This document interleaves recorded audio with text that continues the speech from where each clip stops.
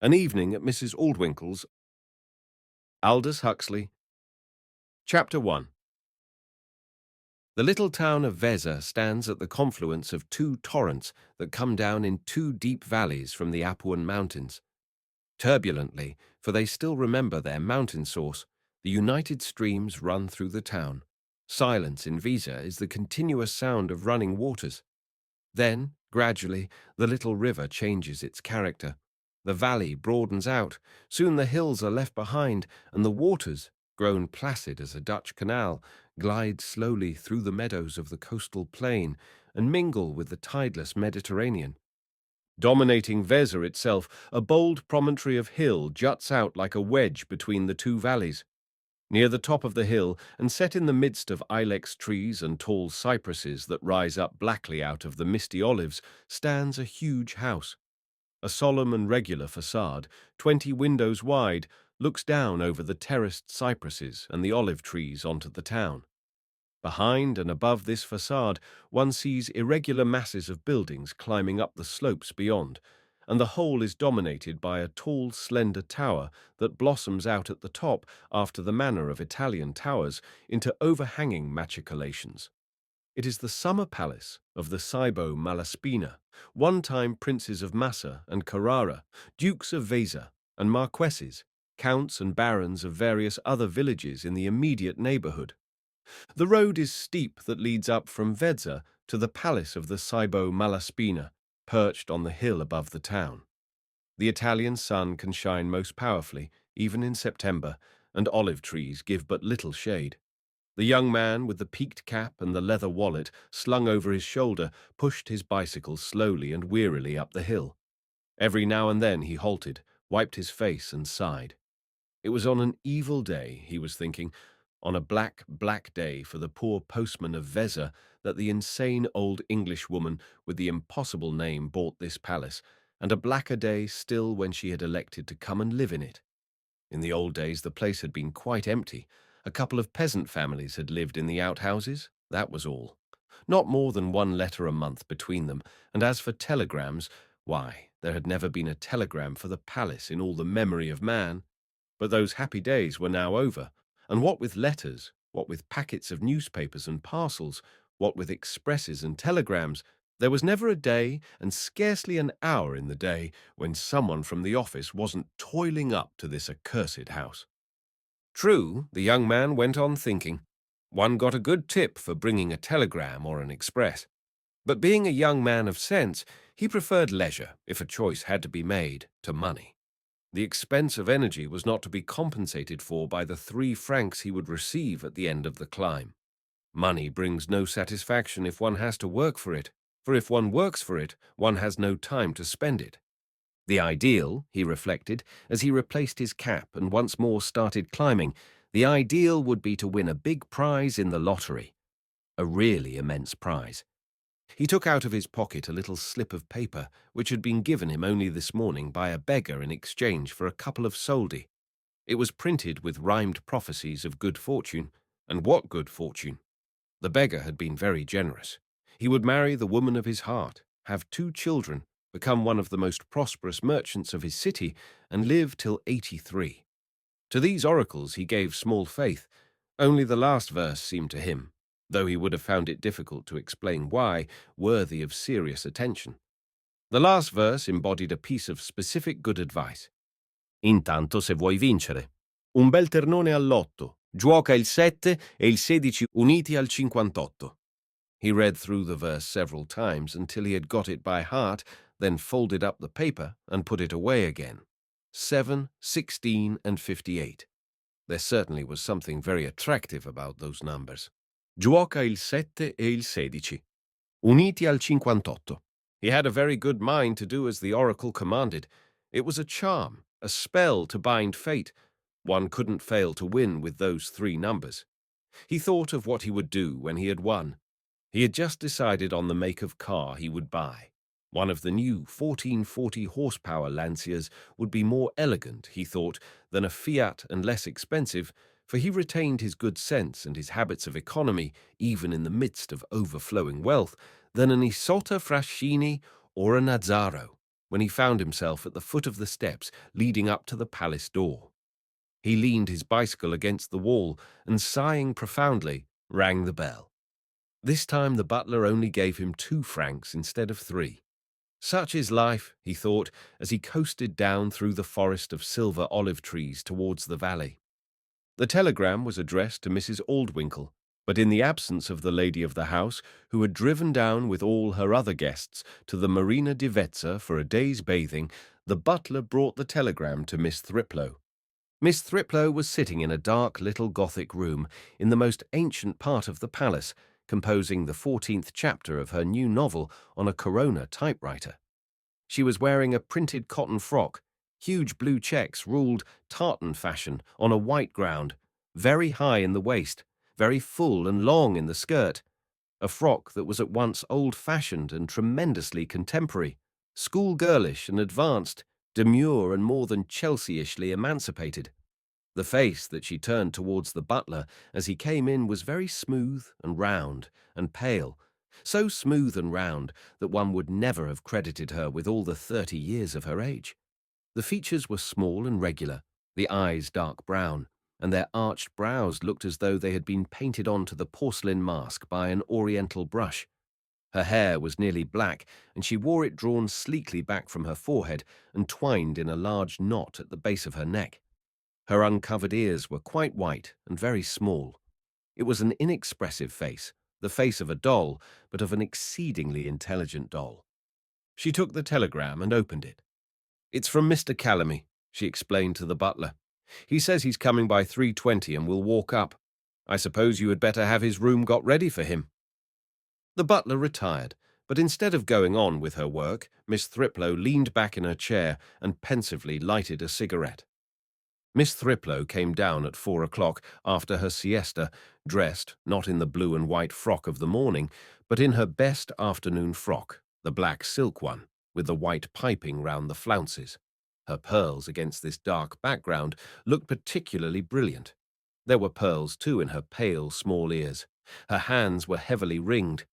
After all that she had heard of Calamy from her hostess, she had thought it necessary to make these preparations, and she was glad that his unexpected arrival was to leave her alone with him at their first introduction.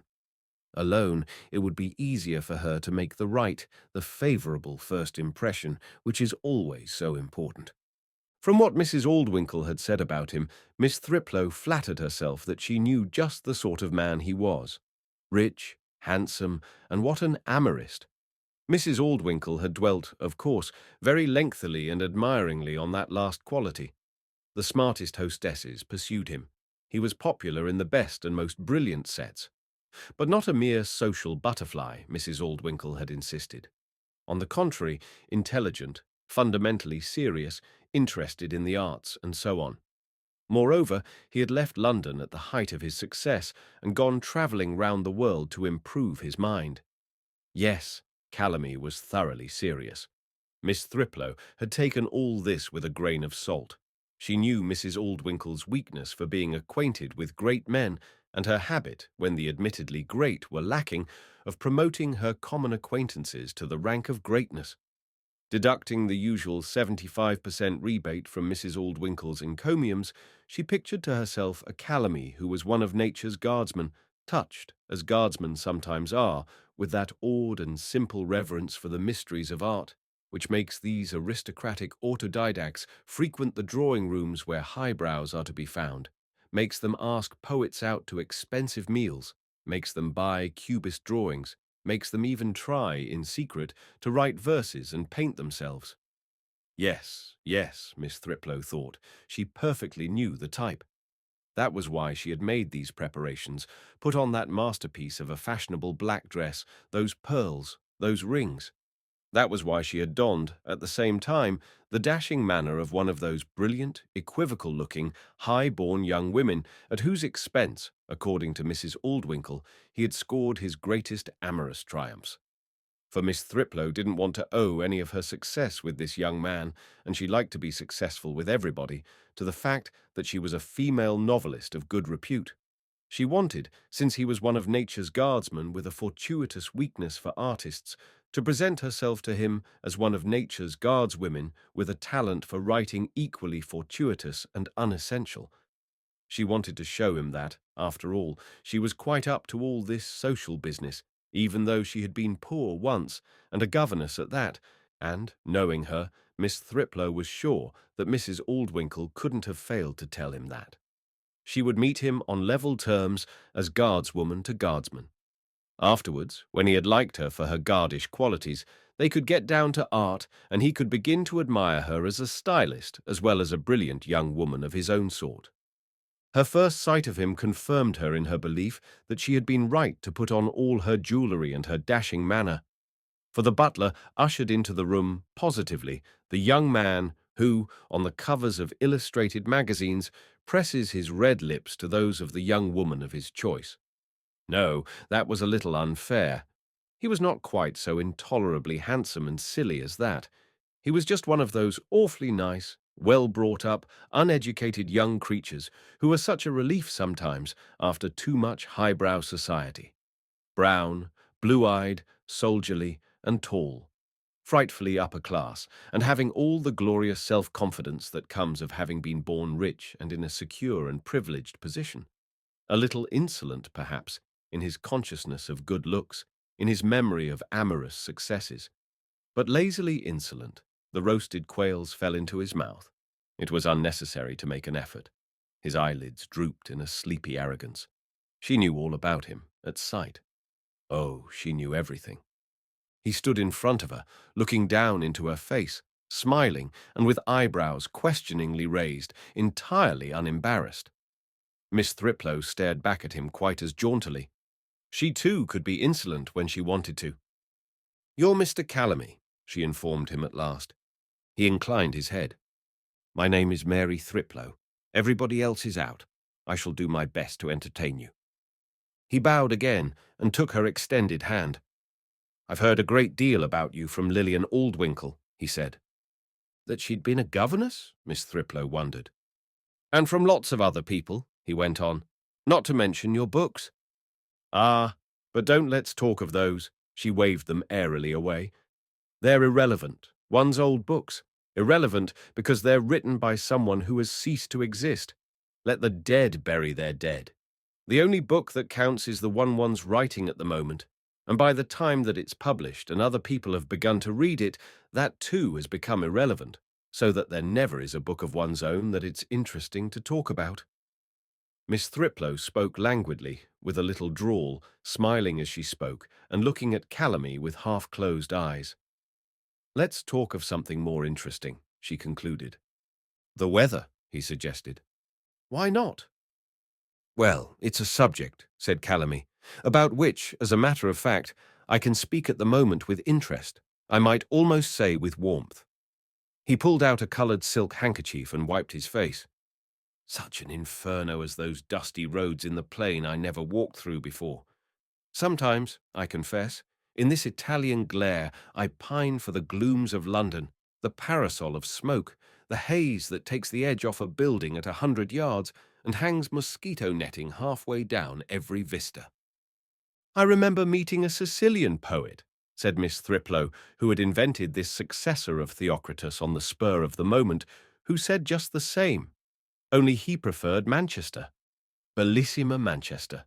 She turned up her eyes and brought her hands together with a clap. He was a specimen in that glorious menagerie one meets at Lady Trunnian's. That was a good name to drop casually like that. Lady Trunnian's was one of the salons where nature's guardsmen and guardswomen encountered the funnies and the fuzzy-wuzzies, in a word, the artists. By using the word menagerie, Miss Thriplow put herself, with Calamy, on the guardsman's side of the bars. But the effect of the talismanic name on Calamy was not what she had expected. "And does that frightful woman still continue to function?" he said. "You must remember, I've been away for a year. I'm not up to date." Miss Thriplow hastily readjusted the expression of her face, the tone of her voice. Smiling with a knowing contempt, she said, "But she's nothing to Lady Giblet, is she? For real horrors you must go to her. Why, the house is positively a mauvais lieu." She moved her jeweled hand from side to side with the gesture of a connoisseur in horror. Calamy did not entirely agree. Vulgara, perhaps, at the giblets, but not worse, he said, and in a tone of voice, with an expression on his face that showed Miss Thriplow that he meant what he said and didn't, at the bottom of his soul, secretly adore these social delights. After having been away, as I have, for a year or so, to come back to civilization and find the same old people doing the same idiotic things, it's astonishing. One expects everything to be quite different. I don't know why. Perhaps because one's rather different oneself. But everything is exactly the same. The giblet, the trunion, and even, let's be frank, our hostess. Though I'm honestly very fond of poor dear Lillian. There's not the slightest change. Oh, it's more than astonishing. It's positively terrifying. It was at this point in the conversation that Miss Thriplow became aware that she had made a huge mistake, that she was sailing altogether on the wrong tack. Another moment, and she would have consummated a hideous error in social judgment, have irreparably made what she called, in her jovial undergraduate-ish moments, a floater. Miss Thriplow was very sensitive about her floaters. Memories of floaters had a way of sticking deep in her spirit, making wounds that never thoroughly healed. Cicatrized, the old scars still hurt from time to time. Suddenly, for no reason, in the middle of the night, or even in the middle of the jolliest party, she would remember an ancient floater, just like that, apropos de botte, would remember and be overcome by a feeling of self-reproach and retrospective shame. And there was no remedy, no spiritual prophylaxis. One might do one's best to invent triumphantly right and tactful alternatives to the floater. Imagine oneself, for example, whispering to Sister Fanny the mollifying instead of the bitter, wounding phrase. Might walk in fancy with the airiest dignity out of Bardolph's studio into the dirty little street, past the house with the canary hanging in the window, an exquisite touch, the canary, away, away, when in fact, oh Lord, what a fool one had been, and how miserable afterwards. In actual fact, one had stayed. One could do one's best, but one could never really persuade oneself that the floater hadn't happened. Imagination might struggle to annihilate the odious memory, but it never had power to win a decisive victory. And now, if she wasn't careful, she'd have another floater rankling and suppurating in her memory. How could I have been so stupid, she thought. How could I? For it was obvious now that the dashing manner, the fashionable disguise were entirely inappropriate to the occasion. Calamy, it was clear, didn't appreciate that sort of thing at all. He might have once, but he didn't now.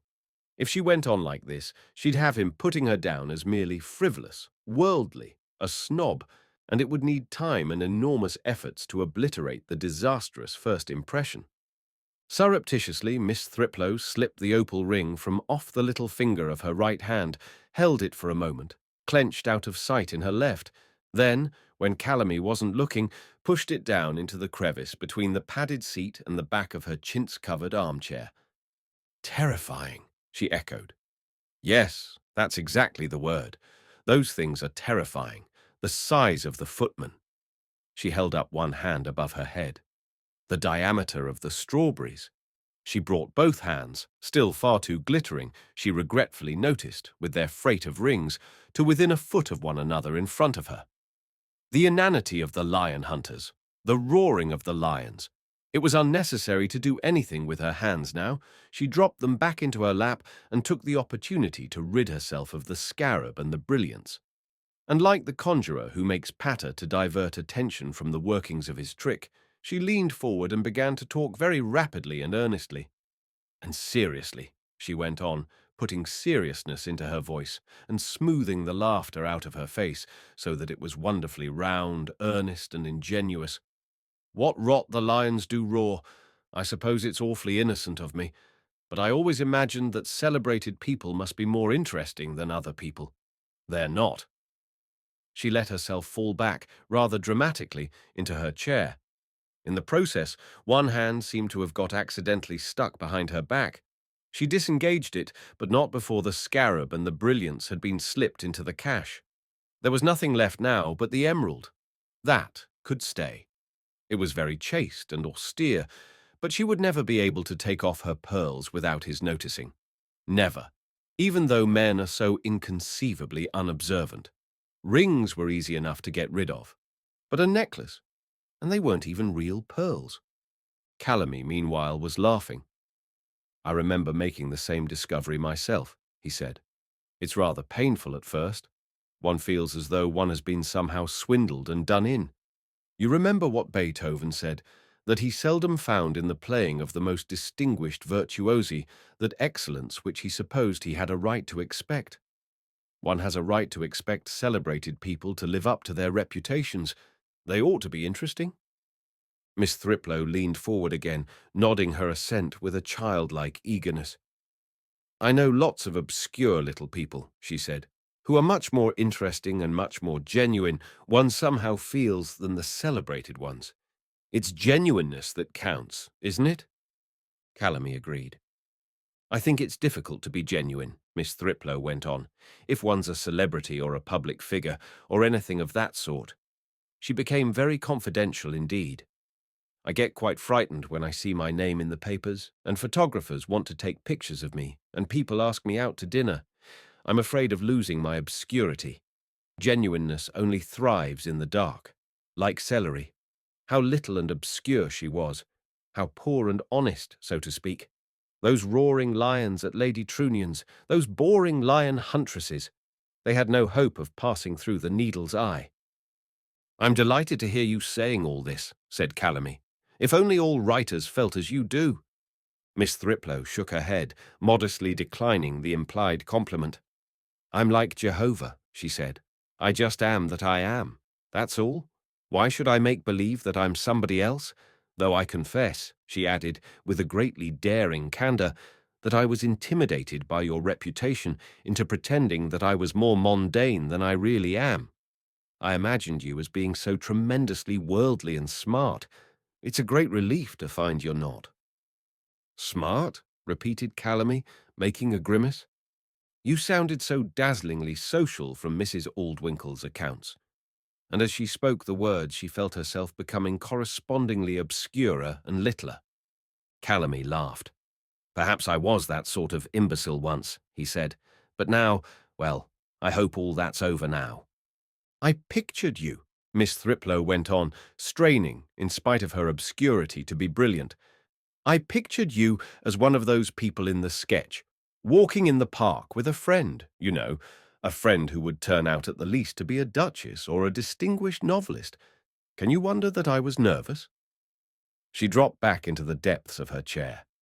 Poor little thing. But the pearls, though not marine, were still rather an embarrassment. Chapter 2. Mrs. Aldwinkle, when she returned, found them on the upper terrace, looking at the view. It was almost the hour of sunset. The town of Vezza at their feet was already eclipsed by the shadow of the great bluff which projected on the further side of the westernmost of the two valleys into the plain. But beyond, the plain was still bright. It lay, stretched out beneath them, like a map of itself. The roads marked in white, the pine woods dark green, the streams as threads of silver, ploughland and meadowland in chequers of emerald and brown, the railway a dark brown line ruled along it, and beyond its furthest fringes of pine woods and sand, darkly, opaquely blue, the sea. Towards this wide picture, framed between the projecting hills, of which the eastern was still rosily flushed with the light, the western profoundly dark, a great flight of steps descended, past a lower terrace, down, between columnar cypresses, to a grand sculptured gateway halfway down the hill. They stood there in silence, leaning their elbows on the balustrade. Ever since she had jettisoned the guardswoman they had got on, Miss Thriplow thought, most awfully well. She could see that he liked her combination of moral ingenuousness and mental sophistication, of cleverness and genuineness. Why she had ever thought of pretending she was anything but simple and natural, she couldn't now imagine. After all, that was what she really was, or at least what she had determined that she ought to be. From the entrance court on the west flank of the palace came the hoot of a motor horn and the sound of voices. "There they are," said Miss Thriplow. "I rather wish they weren't," he said, and sighing, he straightened himself up and turned round, with his back to the view, towards the house.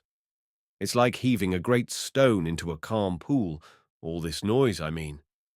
Mentally cataloguing herself among the tranquil charms of evening, Miss Thriplow took the remark to be complimentary to herself. "What smashings of crystal one has to put up with," she said. "Every other moment, if one's at all sensitive." Through the huge echoing saloons of the palace, the sound of an approaching voice could be heard. "Calamy," it called, "Calamy," mounting through the syllables of the name from a low to a much higher note, not, however, through any intervals known to music, but in a succession of uncertain and quite unrelated tones. Calamy. It was as vague and tuneless as the call of an articulate wind. There were hurrying footsteps, a rustling of draperies. In the huge, pompous doorway at the head of the steps, leading down from the house to the terrace, appeared the figure of Mrs. Aldwinkle. "There you are," she called in a rapture. Calamy walked to meet her. Mrs. Aldwinkle was one of those large, handsome, old-masterish women who look as though they had been built up from sections of two different people. Such broad shoulders they have, so Junonian a form, and growing from between the shoulders such a slender neck, such a small, compact, and childish head. They look their best between 28 and, shall we say, 35, when the body is in its perfect maturity, and the neck, the little head, the unravaged features seem still to belong to a young girl. Their beauty is made the more striking, the more attractive by the curious incongruousness of its components. At 33, Mr. Carden used to say of her, Lilian Aldwinkle appealed to all the instinctive bigamist in one. She was 18 in the attics and Widow Dido on the floors below. One had the impression of being with two women at the same time. It was most stimulating. He spoke, alas, in the past tense, for Mrs. Aldwinkle was no longer 33, nor had been these 12, these 15 years or more. The Junonian form that was still stately, and as yet not too massive, and from behind, it is true, the head still looked like a child's head, set on those broad shoulders. But the face, which had once been so much the younger member of the partnership, had outstripped the body in the race through time, and was old and worn beyond its years. The eyes were the youngest feature. Large, blue, and rather prominent, they stared very glitteringly and intently out of the face. But the setting of them was pouchy and crow's-footed. There were a couple of horizontal wrinkles across the broad forehead. Two deep folds ran down from the corner of the nose, past the mouth, where they were partially interrupted by another system of folds that moved with the movements of the lips to the lower edge of the jaw, forming a sharp line of demarcation between the sagging cheeks and the strong, prominent chin. The mouth was wide, with lips of rather vague contour, whose indefiniteness was enhanced by Mrs. Aldwinkle's very careless reddening of them. For Mrs. Aldwinkle was an impressionist. It was the effect at a distance, the grand theatrical flourish that interested her. She had no patience, even at the dressing-table, for niggling pre-Raphaelite detail. She stood there for a moment at the top of the steps, an imposing and majestic figure. Her long and ample dress of pale green linen hung down in stiff fluted folds about her. The green veil tied round her wide straw hat floated airily over her shoulders. She carried a large reticule over one arm, and from her waist there dangled at the end of little chains a whole treasury of gold and silver objects. "There you are," she smiled at the approaching Calamy, smiled what had once been a smile of piercing sweetness, of alluring enchantment. Its interest now, alas, was chiefly historical. With a gesture at once theatrically exaggerated and inexpressive, Mrs. Aldwinkle suddenly stretched out both her hands in welcome and ran down the steps to meet him. Mrs. Aldwinkle's movements were as inharmonious and uncertain as her voice. She moved awkwardly and stiffly. The majesty of her repose was dissipated. "Dear Calamy," she cried, and embraced him. "I must kiss you," she said. "It's such ages since I saw you." Then, turning with a look of suspicion to Miss Thriplow. "How long has he been here?" she asked. "Since before tea," said Miss Thriplow. "Before tea?" Mrs. Aldwinkle echoed shrilly, as though outraged. But why didn't you let me know in time when you were coming? She went on, turning to Calamy. The thought that he had arrived when she was not there, and that he had, moreover, spent all this time talking with Mary Thriplow, annoyed her. Mrs. Aldwinkle was perpetually haunted by the fear that she was missing something. For a number of years now, the universe had always seemed to be conspiring to keep her away from the places where the exciting things were happening and the wonderful words being said. She had been loth enough this morning to leave Miss Thriplow behind at the palace. Mrs. Aldwinkle didn't want her guest to lead independent existences out of her sight. But if she had known, if she had had the slightest suspicion that Calamy was going to arrive while she was away, that he would spend hours on tete-a-tete with Mary Thriplow, why then she would never have gone down to the sea at all. She'd have stayed at home, however tempting the prospect of a bathe. You seem to have made yourself extremely smart for the occasion, Mrs. Aldwinkle went on, looking at Miss Thriplow's pearls and her black silk with the white piping round the flounces. Miss Thriplow looked at the view and pretended not to have heard what her hostess had said. She had no wish to engage in a conversation on this particular subject. "Well now," said Mrs. Aldwinkle to her new guest, "I must show you the view and the house and all that." "Miss Thriplow's already very kindly been doing that," said Calamy. At this piece of information, Mrs. Aldwinkle looked extremely annoyed. "But she can't have shown you everything," she said, "because she doesn't know what there is to show. And besides, Mary knows nothing about the history of the place, or the Cybo Malaspinas, or the artists who worked on the palace, or—" She waved her hand with a gesture indicating that, in fine, Mary Thriplow knew nothing whatever and was completely incapable of showing anyone round the house and its gardens. "In any case," said Calamy, doing his best to say the right thing, "I've seen enough already to make me think the place perfectly lovely." But Mrs. Aldwinkle was not content with this spontaneous and untutored admiration. She was sure that he had not really seen the beauty of the view, that he had not understood it, not known how to analyze it into its component charms. She began to expound the prospect. "The cypresses make such a wonderful contrast with the olives," she explained, prodding the landscape with the tip of her parasol, as though she were giving a lantern lecture with coloured slides. She understood it all, of course. She was entirely qualified to appreciate it in every detail. For the view was now her property. It was therefore the finest in the world, but at the same time, she alone had the right to let you know the fact. We are all apt to value unduly those things which happen to belong to us. Provincial picture galleries are always stuffed with Raphaels and Giorgiones. The most brilliant metropolis in Christendom, according to its inhabitants, is Dublin. My gramophone and my Ford car are better than yours. And how pathetically boring are those poor but cultured tourists who show us their collection of picture postcards with as much pride as if they had been the original paintings themselves. With the palace, Mrs. Aldwinkle had purchased vast domains unmentioned in the contract. She had bought, to begin with, the Cybo Malaspina and their history.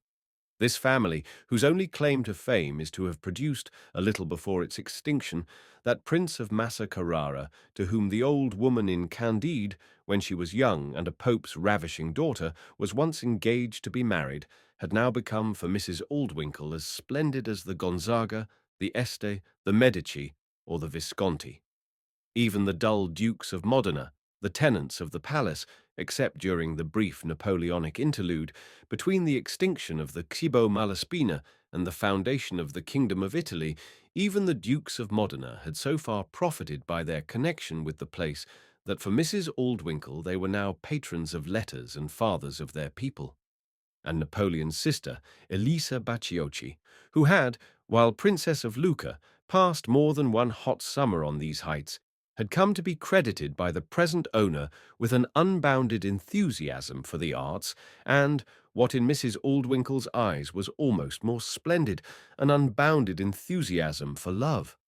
In Elisa Buonaparte Bacciochi, Mrs. Aldwinkle had acquired a sister soul whom she alone understood. It was the same with the landscape. It was hers down to the remote horizon, and nobody but she could really give it its due. And then, how she appreciated the Italians. Ever since she had bought a house in Italy, she had become the one foreigner who knew them intimately. The whole peninsula and everything it contained were her property and her secret.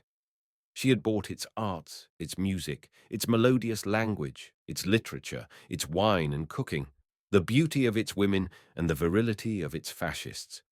She had acquired Italian passion. Cuore, amore, and dolore were hers. Nor had she forgotten to buy the climate, the finest in Europe, the fauna, and how proud she was when she read in her morning paper that a wolf had devoured a Pistoiese sportsman within 15 miles of home, the flora, especially the red anemones and the wild tulips, the volcanoes, still so wonderfully active, the earthquakes. "And now," said Mrs. Aldwinkle, when she had polished off the view, "now we must look at the house." She turned her back on the view. "This part of the palace," she said, continuing her lecture, "dates from about 1630. She pointed upwards with her parasol. The coloured slides were now architectural. A very fine specimen of early Baroque. What remains of the old castle, with the tower, constitutes the eastern wing of the present house.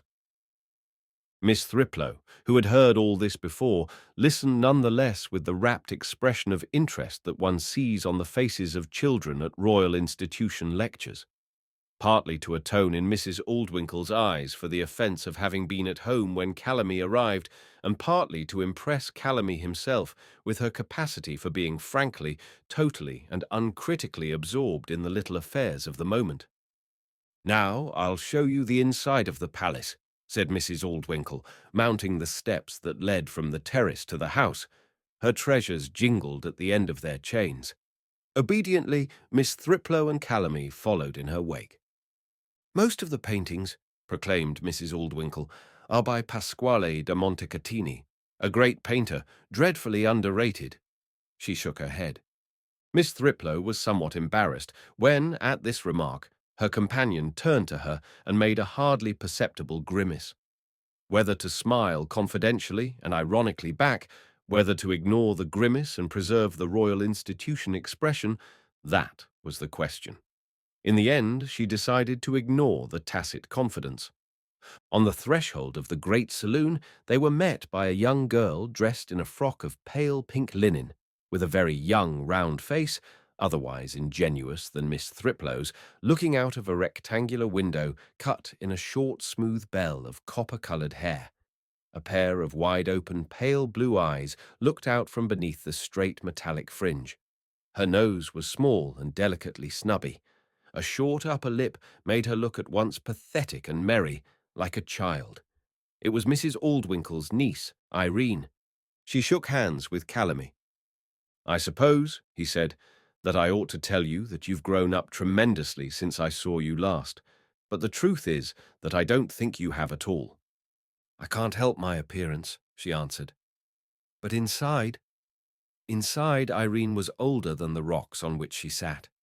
It was not for nothing that she had passed the 5 most impressionable years of her life under her Aunt Lillian's guardianship.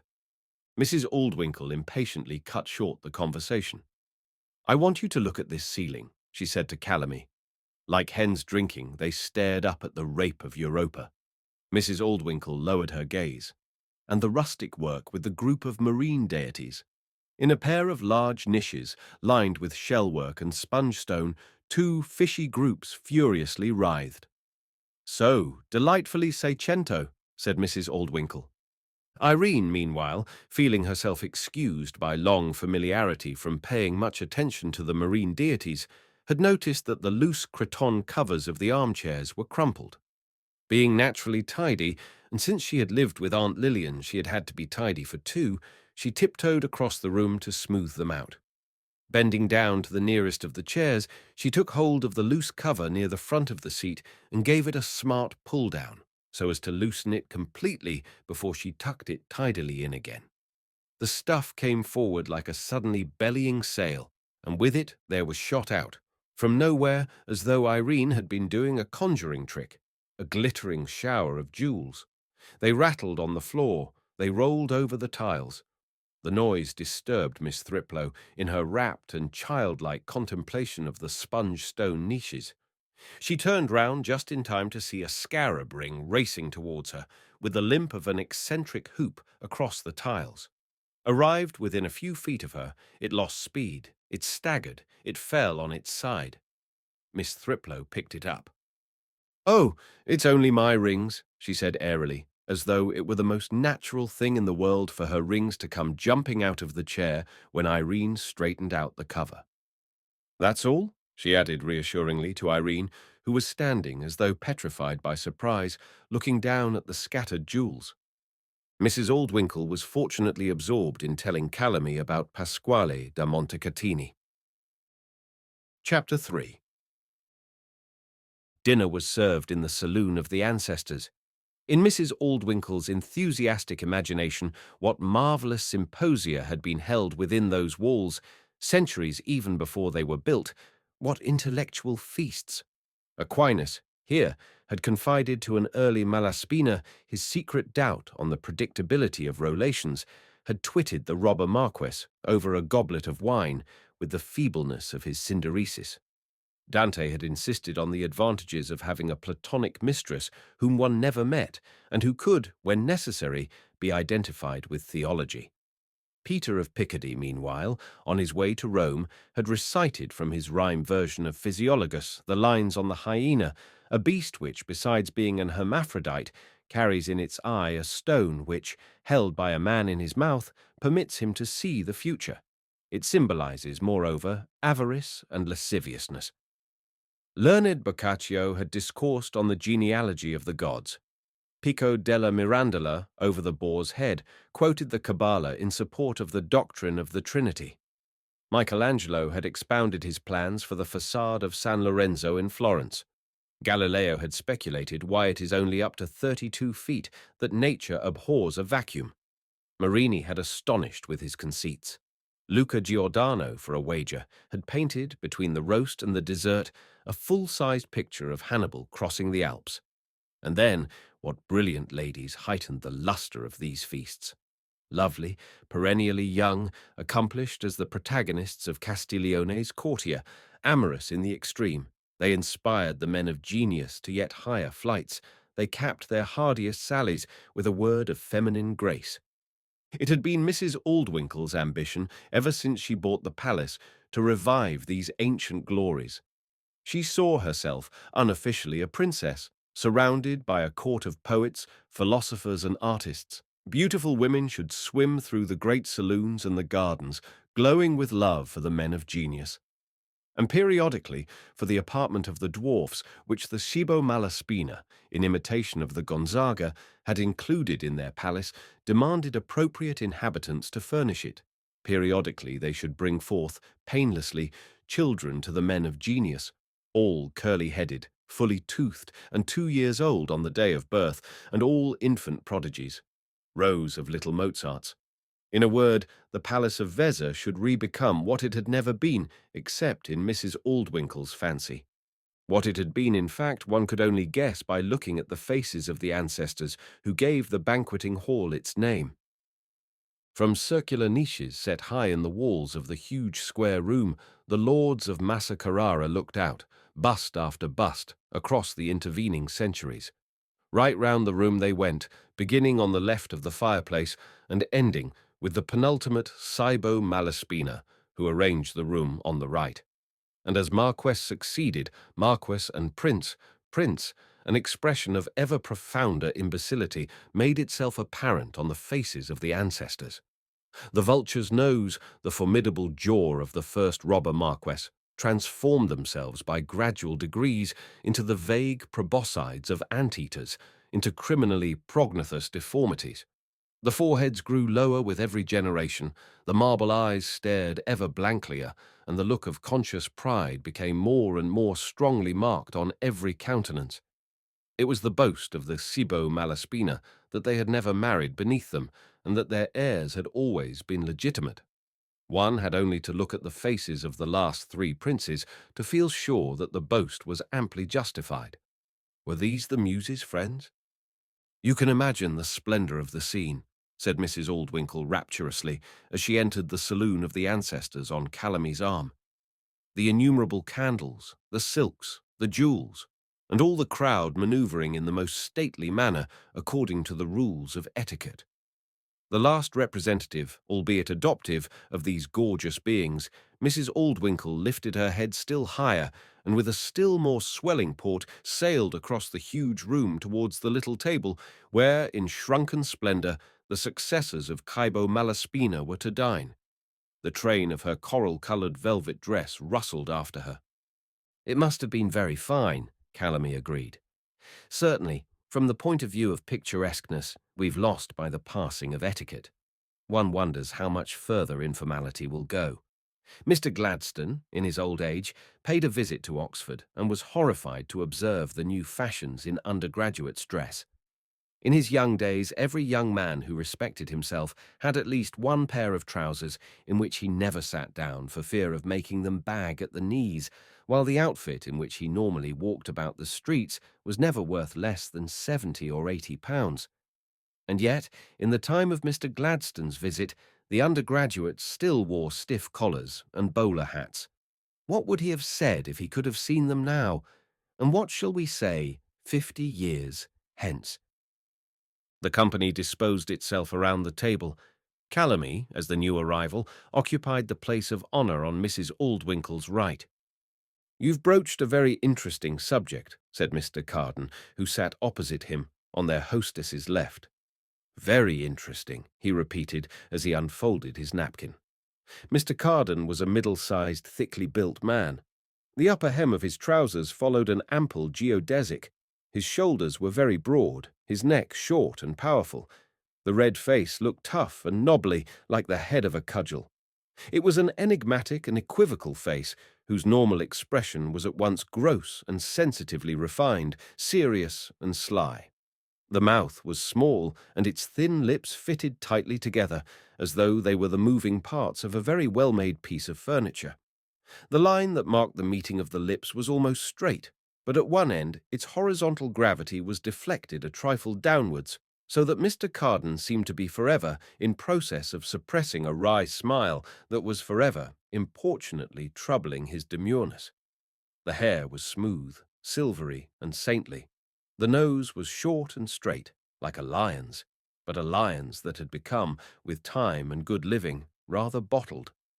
Looking out from the midst of a webwork of fine wrinkles, the eyes were small, but bright and very blue. As the result, perhaps, of an illness, or perhaps it was merely under the weight of 65 years, one white eyebrow had settled down permanently lower than the other. From the right side of his face, Mr. Carden looked at you mysteriously and confidentially through the gap in a kind of chronic wink. But from the left, the glance was supercilious and aristocratic, as though the western socket had been stretched by an invisible monocle a size or so too large for it. An expression of benevolence mingled with malice shone in his glance while he was talking, and when he laughed, every polished red facet of his cudgel's face twinkled with mirth, as though suddenly illumined from within. Mr. Carden was neither a poet nor a philosopher, nor of a remarkably brilliant family, but Mrs. Aldwinkle, who had known him intimately for many years, justified his inclusion among her courtiers on the ground that he was one of the obscure great, potentially anything he chose to be, but actually, through indolence, unknown. Mr. Carden took a couple of spoonfuls of soup before proceeding. "A very interesting subject," he repeated yet again. He had a melodious voice, ripe, round, fruity and powdered, as it were, with a bloom of huskiness, the faint hoarseness of those who have drunk well, eaten well, and copiously made love. Formality, external pomp, etiquette, their practical disappearance from modern life is really a most extraordinary thing when you come to think of it. Formality and pomp were one of the essential features of ancient government. Tyranny tempered by transformation scenes, that was the formula of all governments in the 17th century, particularly in Italy. Provided you treated your people to a procession or some similarly spectacular function once a month or thereabouts, you could do whatever you pleased. It was the papal method par excellence. But it was imitated by every grand seigneur, down to the most piddling little count in the peninsula. Look how all the architecture of the period is conditioned by the need for display. The architect was there to make backgrounds for the incessant amateur theatricals of his employers. Huge vistas of communicating saloons to march down, avenues for processions, vast flights of steps to do the grand monarch descent from the skies. No comfort, since comfort is only private, but an immense amount of splendor to impress the spectator from outside. Napoleon was the last ruler to practice it systematically and scientifically on the grand scale. Those reviews, those triumphal entries and exits, those coronations and weddings and christenings, all those carefully prepared stage effects, why, they were half his secret. And now these pomps are no more. Are our rulers so stupid and so regardless of the lessons of history that they neglect these aids to government? Or can it be that tastes have changed, that the public no longer demands these shows and is no longer impressed by them? I put the question to our political friends. Mr. Carden leaned forward, and looking past Miss Thriplow, who sat on his left, smiled at the young man who sat beyond her, and at the older man occupying the corresponding place on the opposite side of the table, next to Irene Aldwinkle. The young man, who looked even younger than he really was, and at best it was only 2 or 3 months since Lord Hovenden had attained his majority, smiled amiably at Mr. Carden and shook his head, then turned hopefully to the person who sat opposite him. "Ask me a nova," he said. Lord Hovenden still found it difficult to pronounce a th. "What do you say, Mr. Falx?" An expression of respectful attention appeared on his boyish, freckled face as he waited for Mr. Falx's answer. Whatever the answer might be, it was obvious that Lord Hovenden would regard it as oracular. He admired, he revered Mr. Falx. Mr. Falx, indeed, invited admiration and respect. With his white beard, his long and curly white hair, his large, dark, liquid eyes, his smooth, broad forehead and aquiline nose, he had the air of a minor prophet. Nor were appearances deceptive. In another age, in other surroundings, Mr. Falx would in all probability have been a minor prophet, a denouncer, a mouthpiece of the Lord, a caller to salvation, a threatener of wrath to come. Having been born in the middle of the 19th century, and having passed the years of his early manhood in the profession which, between 3 and 7, every male child desires to embrace, that of the engine driver, he had become not exactly a prophet, but a labour leader. Lord Hovenden, whose claim to figure in Mrs. Aldwinkle's court was the fact that she had known him since he was a baby, that he was descended from Simon de Montfort, and that he was immensely rich, had added a further merit. He had become an ardent guild socialist. An earnest young schoolmaster had first apprised him of the fact, hitherto but very imperfectly realized by Lord Hovenden, that there are a great many poor people whose lives are extremely disagreeable and arduous, and who, if justice were done, would be better off than they are at present. His generous impulses were stirred. Youthfully, he desired to precipitate an immediate millennium. Perhaps, too, a certain egotistical ambition to distinguish himself above his fellows had something to do with his enthusiasm. Among persons born in privileged positions and in the midst of wealth, snobbery often takes a form rather different from that which it commonly assumes. Not always, indeed, for there are plenty of rich and titled persons who regard wealth and title with the same abject respect as is shown by those whose acquaintance with the nobility and the plutocracy is only in fiction and the pages of the weekly papers, but others whose ambition it is to climb out of the familiar surroundings into, at any rate intellectually, higher spheres, become infected with a passionate snobbery in regard to the artistic or political world. This snobbery, the snobbery of blood towards brain, had mingled without his being conscious of it with Lord Hovenden's purely humanitarian ardour, and had given it added strength. Lord Hovenden's pleasure at being introduced to Mr. Falx had been enormous, and the thought that he alone, of all his friends and relations, enjoyed the privilege of Mr. Falx's acquaintance, that he alone was free of the exciting political world in which Mr. Falx lived, had made him more than ever enthusiastic in the cause of justice. There had been occasions, however, and they had become more frequent of late, when Lord Hovenden had found that the demands made on him by a strenuous social life left him very little time for Mr. Falx or guild socialism. For one who danced as long and often as he did, it was difficult to pay much attention to anything else.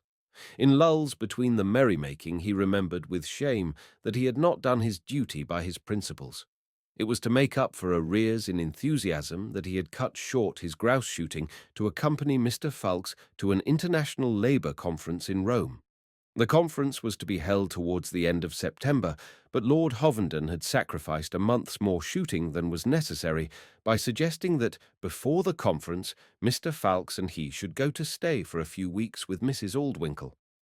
"Come when you like and bring whom you like." Those were the words of Lillian's invitation.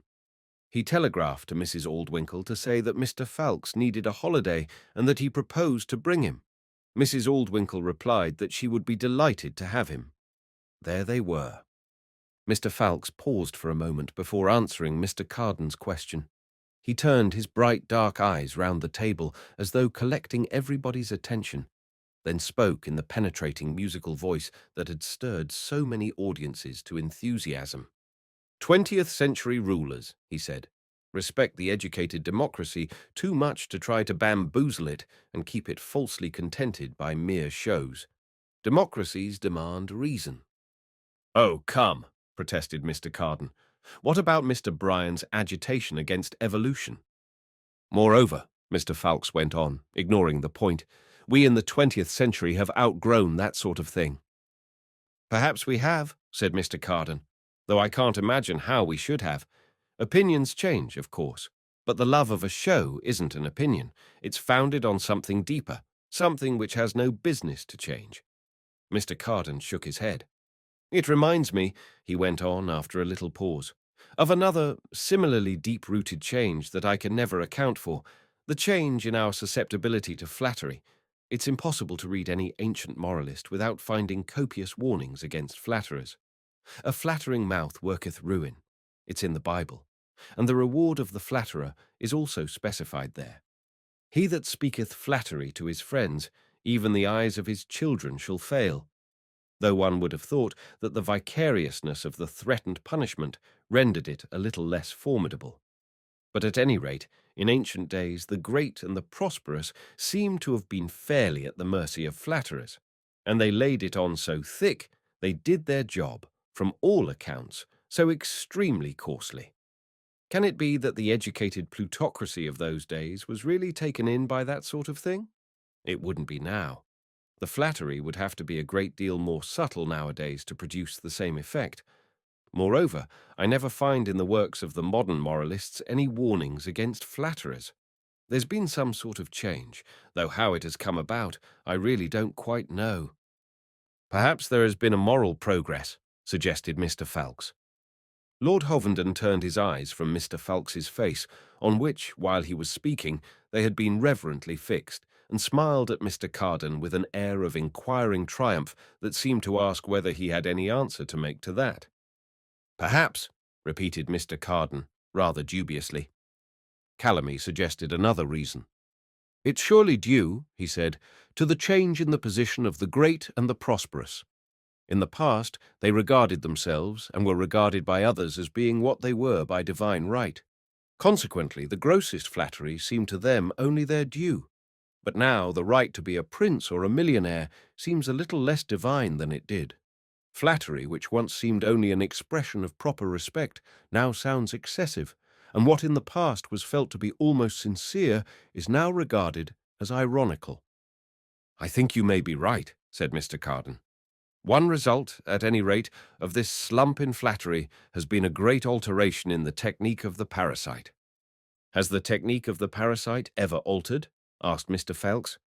Lord Hovenden passed on his question to Mr. Carden in an interrogating smile. "Hasn't he always been the same, living on the labours of society without contributing to the common stock?" "We are speaking of different sorts of parasites," Mr. Carden explained, twinkling genially at the minor prophet. "Your parasites are the idle rich. Mine are the idle poor who live on the idle rich. Big fleas have little fleas.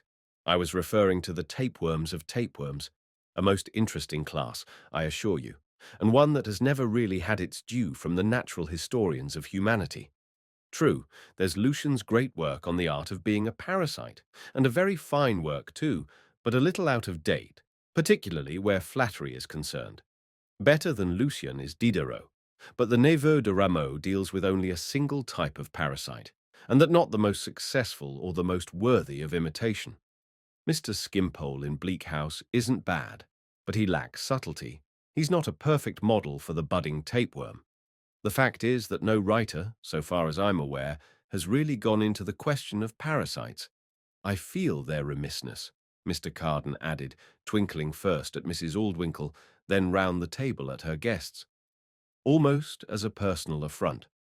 Professing as I do, or perhaps trying to profess would be a more accurate description, the parasitical mystery, I regard this conspiracy of silence as most insulting.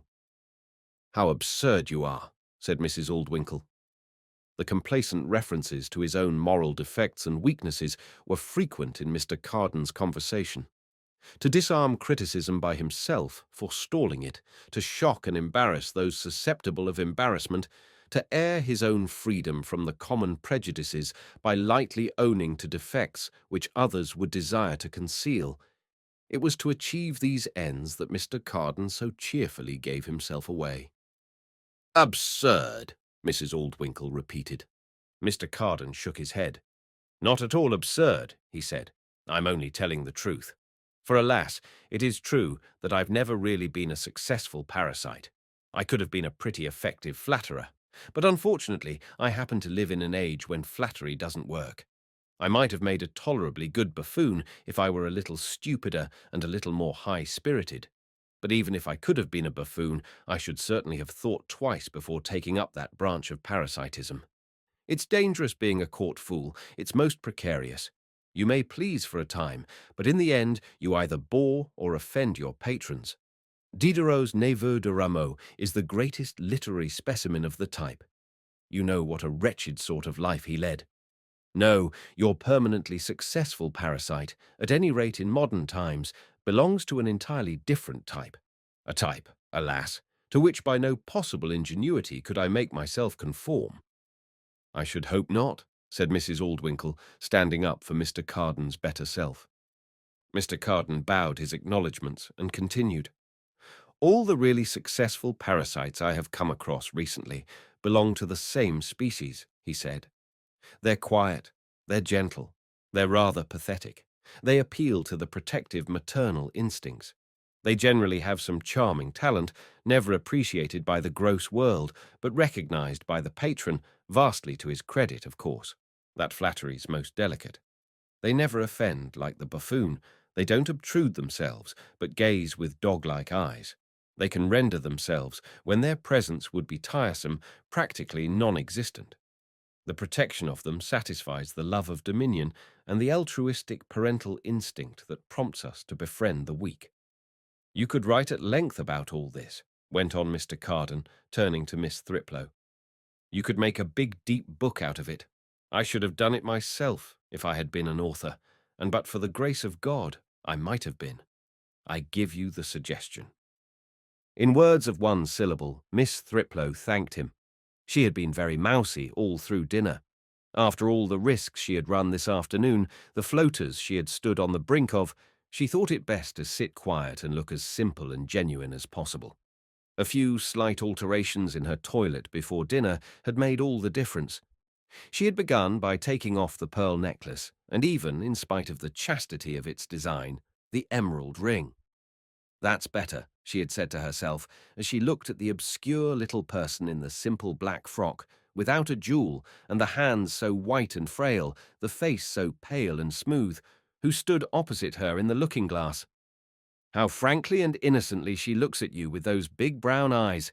She could imagine Calamy saying that to Mr. Carden, but what Mr. Carden would answer she couldn't quite guess. He was such a cynic.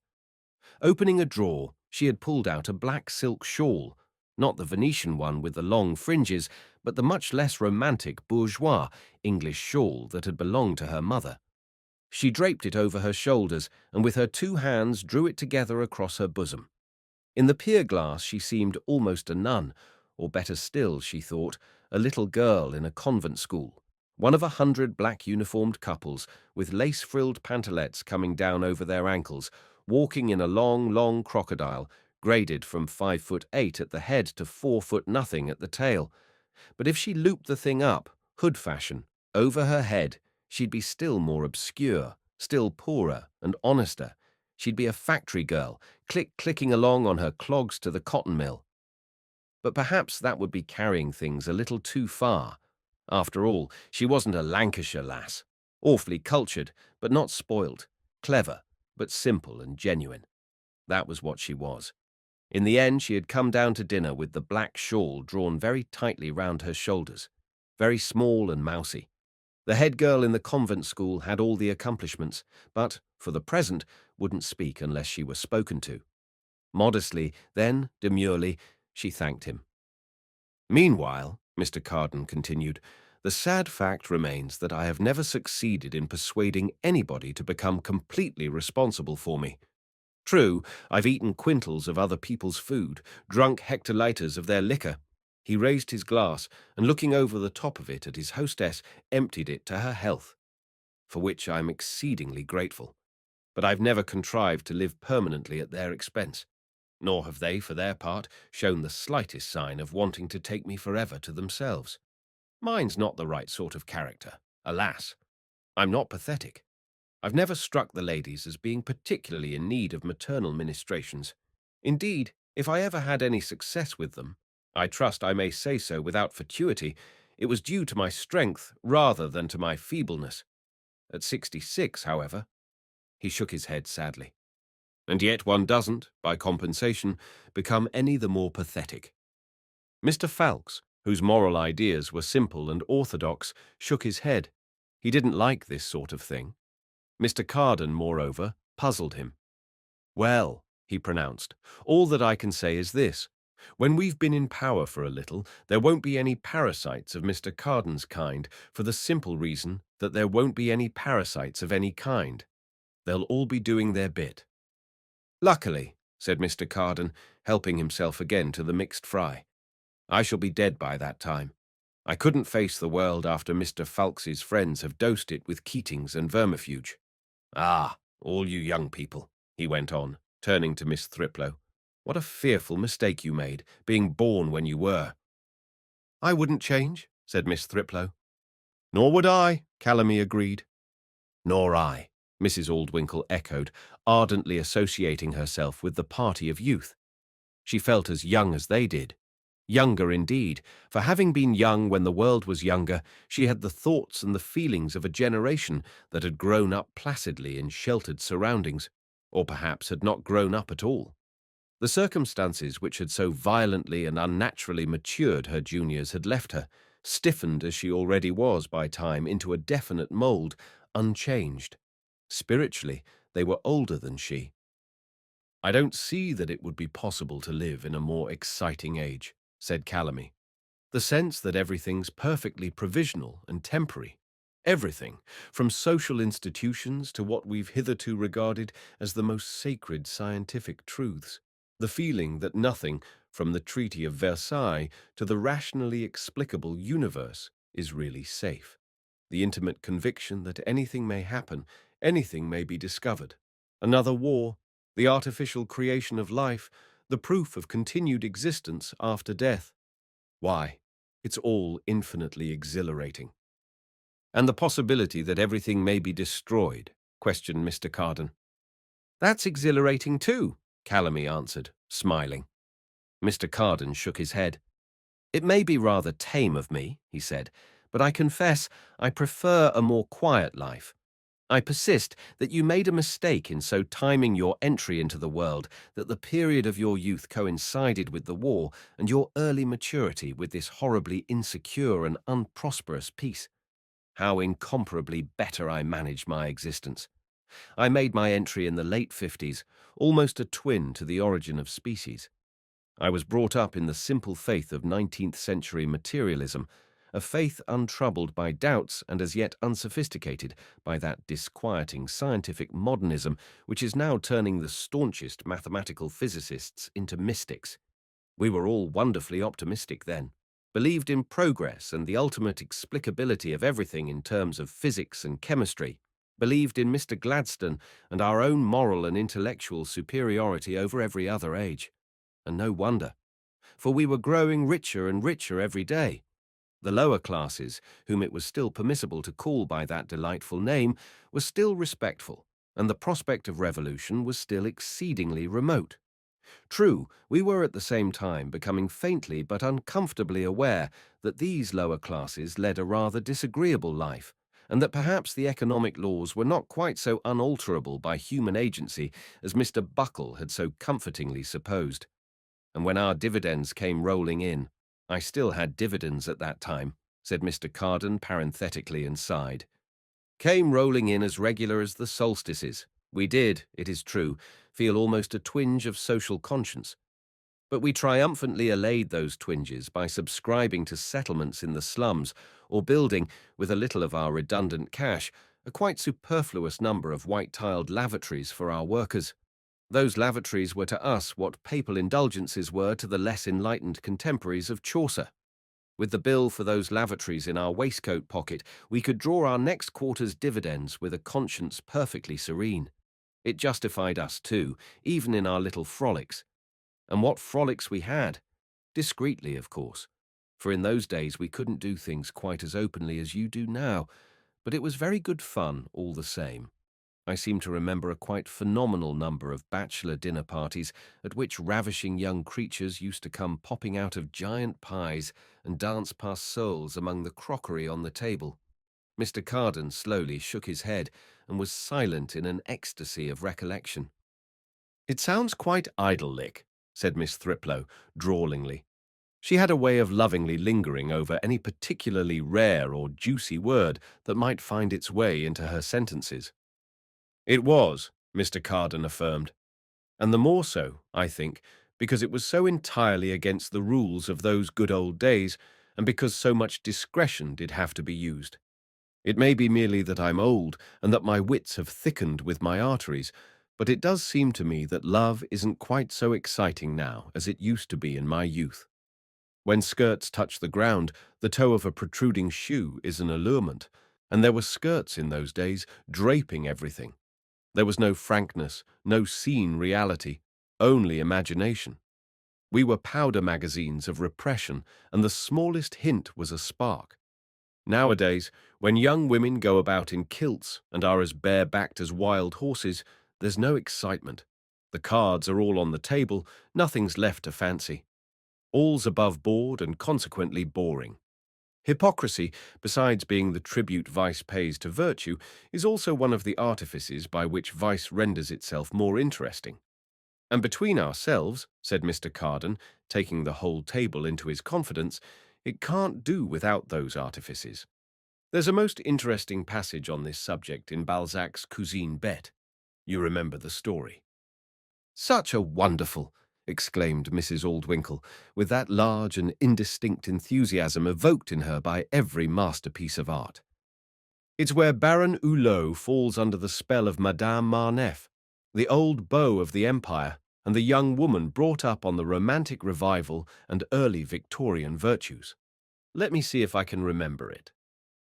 Mr. Carden thoughtfully frowned, was silent for a moment, then proceeded in an almost flawless French. "Cet homme de l'Empire, habitué au genre empire, devait ignorer absolument les façons de l'amour moderne, les nouveaux scrupules, les différentes conversations inventées depuis 1830 et où la pauvre faible femme finit par se faire considérer comme la victime des désirs de son amant, comme une sœur de charité qui panse des blessures, comme un ange qui se dévoue.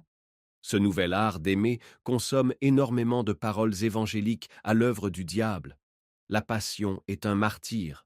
On aspire à l'idéal, à l'infini de part et d'autre. L'on veut devenir meilleur par l'amour. Toutes ces belles phrases sont un prétexte à mettre encore plus d'ardeur dans la pratique, plus de rage dans les chutes. Mr. Carden rolled out these words with a particular sonority que par le passé. Cette hypocrisie, le caractère de notre temps a gangrené la galanterie. How sharp that is, said Mr. Carden. How wide and how deep. Only I can't agree with the sentiment expressed in the last sentence. For if, as he says, hypocrisy puts more ardor into the practice of love and more rage in the shoots, then it cannot be said to have gangrened gallantry. It has improved it, revivified it, made it interesting. 19th century hypocrisy was a concomitant of 19th century literary romanticism, an inevitable reaction, like that, against the excessive classicism of the 18th century. Classicism in literature is intolerable because there are too many restrictive rules. It is intolerable in love because there are too few. They have this in common, despite their apparent unlikeness, that they are both matter of fact and unemotional. It is only by inventing rules about it which can be broken, it is only by investing it with an almost supernatural importance that love can be made interesting. Angels, philosophers, and demons must haunt the alcove, otherwise it is no place for intelligent men and women. No such personages were to be found there in classical times, still less in the neoclassic. The whole process was as straightforward, prosaic, quotidian, and terre-à-terre as it could be. It must really have become very little more interesting than eating dinner, not that I disparage that, mind you, particularly nowadays, but in my youth, Mr. Carden sighed. I set less stock in those days by good food. Still, even now, I have to admit, there's not much excitement, not much poetry in eating. It is, I suppose, only in countries where powerful taboos about food prevail that the satisfaction of hunger takes on a romantic aspect. I can imagine that a strictly brought-up Jew in the time of Samuel might sometimes have been seized by almost irresistible temptations to eat a lobster or some similar animal that divides the hoof but does not chew the cud. I can imagine him pretending to his wife that he was going to the synagogue, but in reality he slinks surreptitiously away down a sinister alley to gorge himself illicitly in some house of ill fame on pork and lobster mayonnaise. Quite a drama there. I give you the notion gratis, as the subject for a story. I'm most grateful, said Miss Thriplow. And then, remember, the next morning, after the most portentous dreams all the night through, he'll wake up tremendously strict, a Pharisee of the Pharisees, and he'll send a subscription to the Society for the Protection of Public Morals and another to the Anti-Lobster League. And he'll write to the papers saying how disgraceful it is that young novelists should be allowed to publish books containing revolting descriptions of ham being eaten in mixed company, of orgies in oyster shops, with other culinary obscenities too horrible to be mentioned. He'll do all that, won't he, Miss Mary? Most certainly. And you forgot to say, added Miss Thriplow, forgetting that she was the head girl in the convent school, that he'll insist more strictly than ever on his daughters being brought up in perfect ignorance of the very existence of sausages. Quite right, said Mr. Carden, all of which was merely meant to show how exciting even eating might become if religion were brought into it, if dinner were made a mystery and the imagination thoroughly stirred every time the gong sounded. Conversely, how tedious love becomes when it is taken as matter-of-factly as eating dinner. It was essential for the men and women of 1830, if they didn't want to die of pure boredom, to invent the pauvre fable femme, the martyr, the angel, the sister of charity, to talk like the Bible while they were consummating the devil's work. The sort of love that their predecessors of the 18th century and the Empire had made was too prosaic a business. They turned to hypocrisy in mere self-preservation. But the present generation, tired of playing at Madame Marneffe, has reverted to the Empire notions of Baron Hulot. Emancipation is excellent, no doubt, in its way. But in the end it defeats its own object. People ask for freedom, but what they finally get turns out to be boredom. To those for whom love has become as obvious an affair as eating dinner, for whom there are no blushful mysteries, no reticences, no fancy-fostering concealments, but only plain speaking and the facts of nature, how flat and stale the whole business must become. It needs crinolines to excite the imagination and dragonish duennas to inflame desire to passion. Too much light conversation about the Oedipus complex and anal erotism is taking the edge off love. In a few years, I don't mind prophesying, you young people will be whispering to one another sublime things about angels, sisters of charity, and the infinite. You'll be sheathed in Jaeger and pining behind bars, and love, in consequence, will seem incomparably more romantic, more alluring than it does in these days of emancipation. Mr. Carden spat out the pips of his last grape, pushed the fruit plate away from him, leaned back in his chair, and looked about him triumphantly. "How little you understand women," said Mrs. Aldwinkle, shaking her head. "Doesn't he, Mary?" "Some women, at any rate," Miss Thriplow agreed. "You seem to forget, Mr. Carden, that Diana is quite as real a type as Venus." "Exactly," said Mrs. Aldwinkle. "You couldn't have put it more succinctly. 18 years ago she and Mr. Carden had been lovers. Elzevir, the pianist, had succeeded him, a short reign, to be followed by Lord Trunnion. Or was it Dr. Lecoing? Or both? At the moment, Mrs. Aldwinkle had forgotten these facts, and when she did remember, it was not quite in the way that other people, Mr. Carden, for example, remembered them. It was all wonderfully romantic now, and she had been Diana all the time. "But I entirely agree with you," said Mr. Carden. "I unequivocally admit the existence of Artemis. I could even prove it for you empirically." "That's very good of you," said Mrs. Aldwinkle, trying to be sarcastic. "The only figure on Olympus whom I have always regarded as being purely mythical," Mr. Carden went on, "as having no foundation in the facts of life, is Athena. A goddess of wisdom. A goddess," he repeated with emphasis. "Isn't that a little too thick?" Majestically, Mrs. Aldwinkle rose from the table. "Let us go out into the garden," she said. Chapter 4. Mrs. Aldwinkle had even bought the stars. "How bright they are!" she exclaimed as she stepped out at the head of her little troop of guests onto the terrace. "And how they twinkle, how they palpitate, as though they were alive. They're never like this in England, are they, Calamy?" Calamy agreed. Agreeing, he had found, was a labor-saving device, positively a necessity in this ideal home. He always tried to agree with Mrs. Aldwinkle. "And how clearly one sees the Great Bear," Mrs. Aldwinkle went on, speaking almost perpendicularly upwards into the height of heaven. The Bear and Orion were the only constellations she could recognize. "Such a strange and beautiful shape, isn't it? It might almost have been designed by the architect of the Malaspina Palace." "Very strange," said Calamy.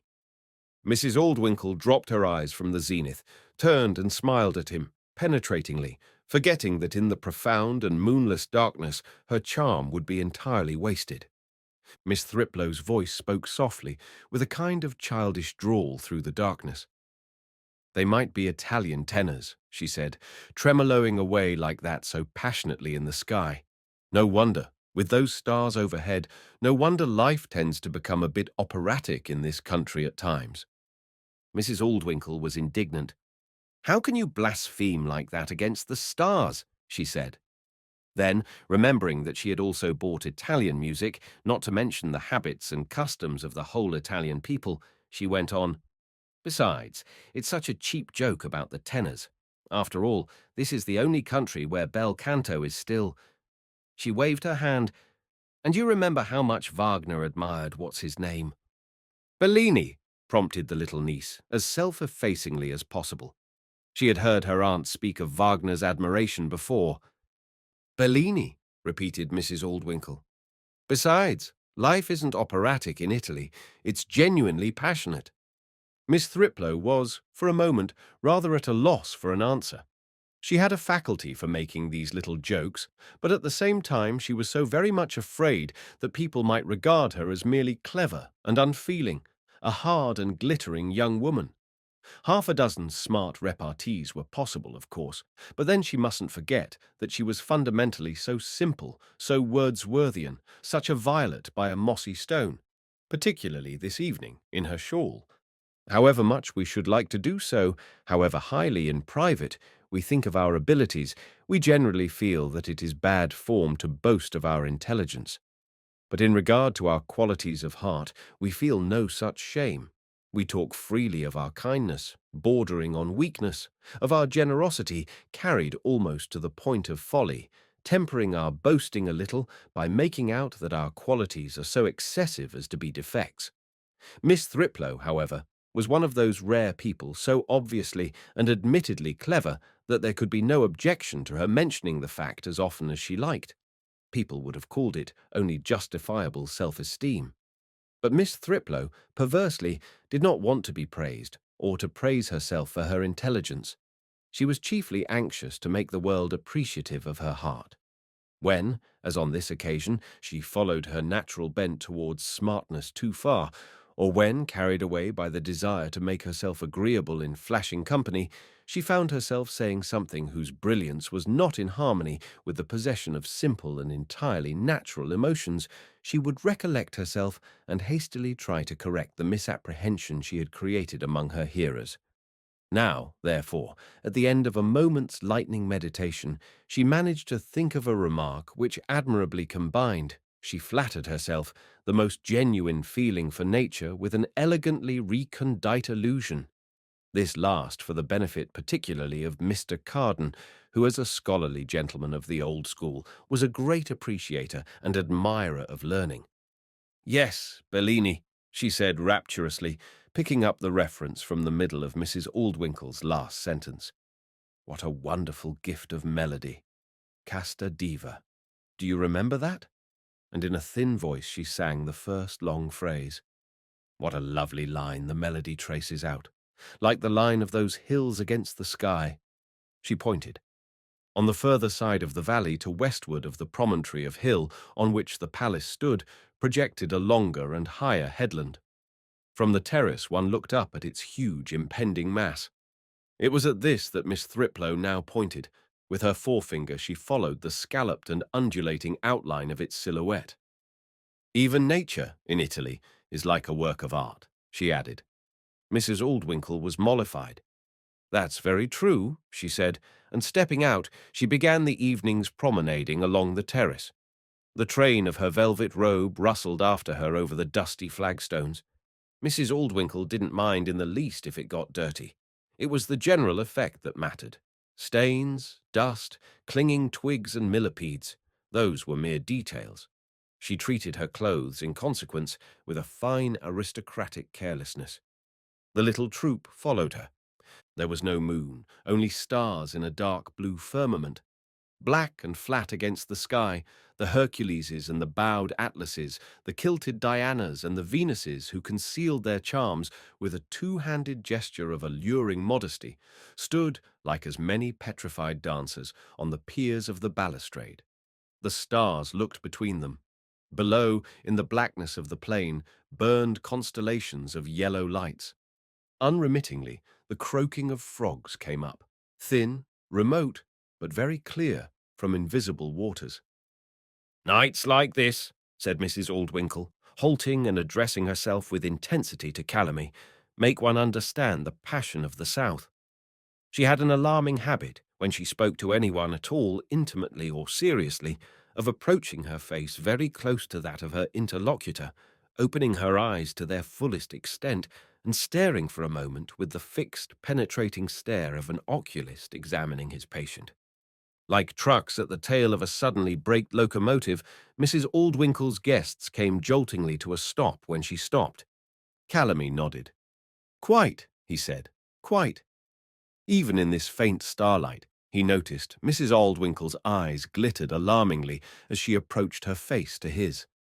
In this horrible bourgeois age, Mrs. Aldwinkle's vocabulary, like Mr. Falx's, though for different reasons, contained no word of bitterer disparagement than bourgeois. It's only southern people who still understand or even, I believe, feel passion. Mrs. Aldwinkle believed in passion, passionately. From behind the glowing red end of his cigar, Mr. Carden began to speak. In the darkness, his voice sounded more than ever ripe and fruity. "You're quite right," he assured Mrs. Aldwinkle. "Quite right. It's the climate, of course. The warmth has a double effect on the inhabitants, direct and indirect. The direct effect needs no explaining. Warmth calls to warmth. It's obvious. But the indirect is fully as important. In a hot country, one doesn't care to work too hard. One works enough to keep oneself alive, and it's tolerably easy to keep alive under these stars, and one cultivates long leisures. Now it's sufficiently obvious that practically the only thing that anybody who is not a philosopher can do in his leisure is to make love. No serious-minded, hard-working man has the time, the spare energy, or the inclination to abandon himself to passion. Passion can only flourish among the well-fed unemployed. Consequently, except among women and men of the leisured class, passion in all its luxuriant intricacy hardly exists in the hard-working North. It is only among those whose desires and whose native idleness are fostered by the cherishing southern heat that it has flourished and continues to flourish, as you rightly point out, my dear Lillian, even in this Burgess age. Mr. Carden had hardly begun to speak before Mrs. Aldwinkle indignantly moved on again. He outraged all her feelings. Mr. Carden talking all the way, they passed the silhouettes of modest Venus, of Diana and her attendant dog, of Hercules leaning on his club and Atlas bending under the weight of his globe, of Bacchus lifting to heaven the stump of a broken arm whose hand had once held the wine cup. Arrived at the end of the terrace, they turned and walked back again past the same row of symbols. "It's easy to talk like that," said Mrs. Aldwinkle, when he had finished, "but it doesn't make any difference to the grandeur of passion, to its purity and beauty, and—" She faded out breathlessly. "Wasn't it Bossuet?" asked Irene timidly, but with determination, for she felt that she owed it to Aunt Lillian to intervene. And besides, Aunt Lillian liked her to take part in the conversation. Wasn't it Bossuet who said that there was something of the infinite in passion? "Splendid, Irene," Mr. Carden cried encouragingly. Irene blushed in the concealing darkness. "But I think Bossuet's quite right," she declared. She could become a lioness, in spite of her blushes, when it was a question of supporting Aunt Lillian. "I think he's absolutely right," she confirmed, after a moment of recollection, out of her own experience. She herself had felt most infinitely, more than once, for Irene had run through a surprising number of passions in her time.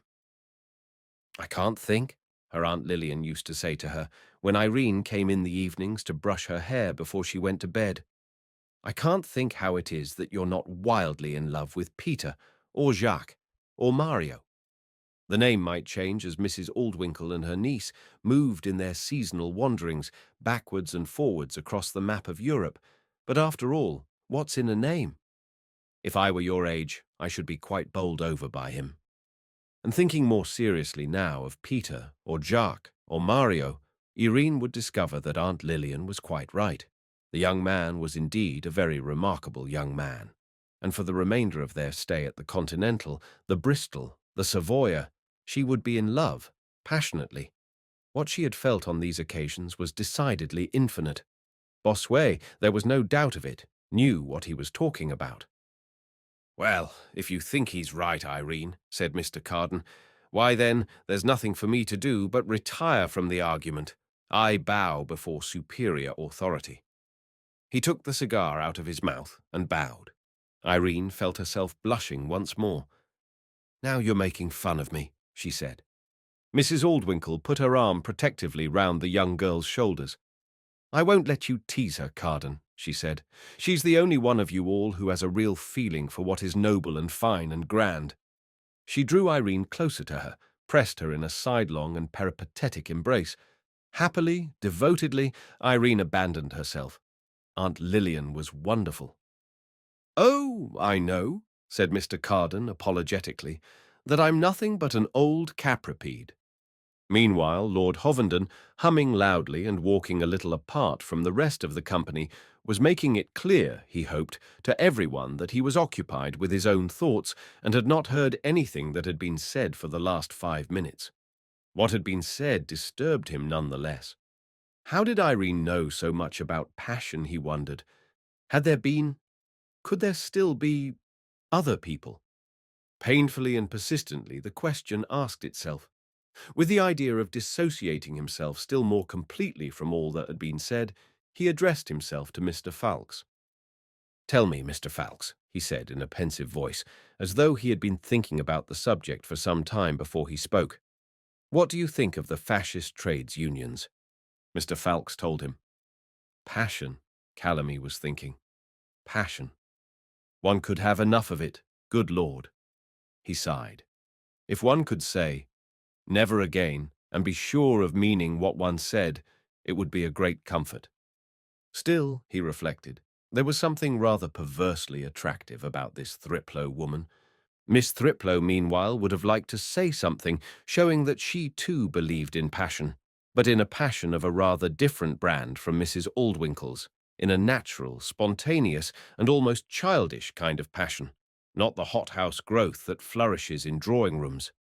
Carden was right in not thinking very seriously of that, but he could hardly be expected to know much about the simple and dewy loves that she had in mind, nor Mrs. Aldwinkle, for that matter. She herself understood them perfectly. On second thoughts, however, Miss Thriplow decided that they were too tenuous and delicate, these gossamer passions of hers, to be talked of here in the midst of unsympathetic listeners. Casually, as she passed, she plucked a leaf from one of the overhanging trees. Absent-mindedly, she crushed it between her fingers. From the bruised leaf, a fragrance mounted to her nostrils. She lifted her hand towards her face. She sniffed once, again, and suddenly she was back in the barber's shop at Weltringham, waiting there while her cousin Jim had his hair cut. Mr. Chigwell, the barber, had just finished with the revolving brush. The shaft of the machine was still turning. The elastic driving band went round and round over the wheel, writhing from side to side as it went round, like a dying snake suspended dangerously above Jim's cropped head. "A little brilliantine, Mr. Thriplow. Hair's rather dry, you know. Rather dry, I'm afraid. Or the usual bay rum." "Bay rum," said Jim in the gruffest, most grown-up voice he could get out of his chest. And Mr. Chigwell would pick up a vaporizer and squirt Jim's hair with clouds made out of a clear brown liquid. And the air in the shop was filled with a fragrance which was the fragrance of this leaf from Apollo's tree that she held in her hand. It all happened years ago, and Jim was dead. They had loved one another childishly, with that profound and delicate passion of which she could not speak. Not here, not now. The others went on talking. Miss Thriplow sniffed at her crushed bay leaf and thought of her girlhood, of the cousin who had died. "Darling, darling Jim," she said to herself. "Darling Jim," again and again. How much she had loved him. How terribly unhappy she had been when he died. And she still suffered. Still, after all these years. Miss Thriplow sighed. She was proud of being able to suffer so much.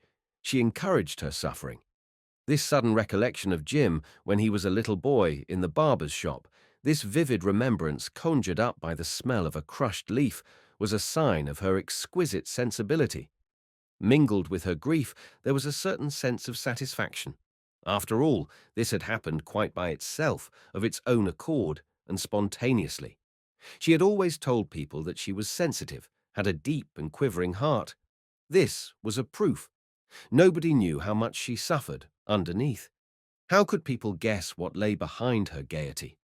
The more sensitive one is, she used to tell herself, the more timid and spiritually chaste, the more necessary it is for one to wear a mask. Her laughter, her little railleries were the mask that hid from the outside world what was in her soul. They were her armor against a probing and wounding curiosity. How could they guess, for example, what Jim had meant to her, what he still meant, after all these years? How could they imagine that there was a little holy of holies in her heart where she still held communion with him? "Darling Jim," she said to herself. "Darling, darling Jim." The tears came into her eyes. With a finger that still smelt of crushed bay leaves, she brushed them away. It suddenly occurred to her that this would make a splendid short story. There would be a young man and a young girl walking like this under the stars, the huge Italian stars, tremoloing away like tenors. She would remember to bring that into the description, overhead in the velvet sky. Their conversation edges nearer and nearer to the theme of love. He's rather a timid young man. His name, Miss Thriplow decided, would be Bellamy. One of those charming young men who adore at long range, feel that the girl's too good for them, daren't hope that she might stoop from her divinity, and all that. He's afraid of saying definitely that he loves her, for fear of being ignominiously rejected. She, of course, likes him most awfully, and her name is Edna. Such a delicate, sensitive creature. His gentleness and diffidence are the qualities in him that particularly charm her. The conversation gets nearer and nearer to love. The stars palpitate more and more ecstatically. Edna picks a leaf from the fragrant laurel as she passes. "What must be so wonderful about love?" the young man is just saying. It's a set speech, and he's been screwing up his courage to get it out for the last half hour. About real love, I mean, is the complete understanding, the fusion of spirits, the ceasing to be oneself, and the becoming someone else. But sniffing at the crushed leaf, she suddenly cries out, uncontrollably. Impulsiveness is one of Edna's charms. "Why, it's the barber's shop at Weltringham. Funny little Mr. Chigwell with the squint, and the rubber band still going round and round over the wheel, wriggling like a snake. But the poor young man, poor Bellamy, is most dreadfully upset. If that's the way she's going to respond when he talks about love, he may as well be silent." There's a long pause, then he begins talking about Karl Marx. And of course, she somehow can't explain. It's a psychological impossibility that the barber's shop at Weltringham is a symbol of her childhood, and that the smell of the crushed laurel leaf brought back her dead brother. In the story, it would be a brother to her. She simply can't explain that her apparently heartless interruption was prompted by a sudden anguish of recollection. She longs to, but somehow she can't bring herself to begin. It's too difficult and too elusive to be talked about, and when one's heart is so sensitive, how can one uncover it? How can one probe the wound? And besides, he ought somehow to have guessed. He ought to have loved her enough to understand. She has her pride too.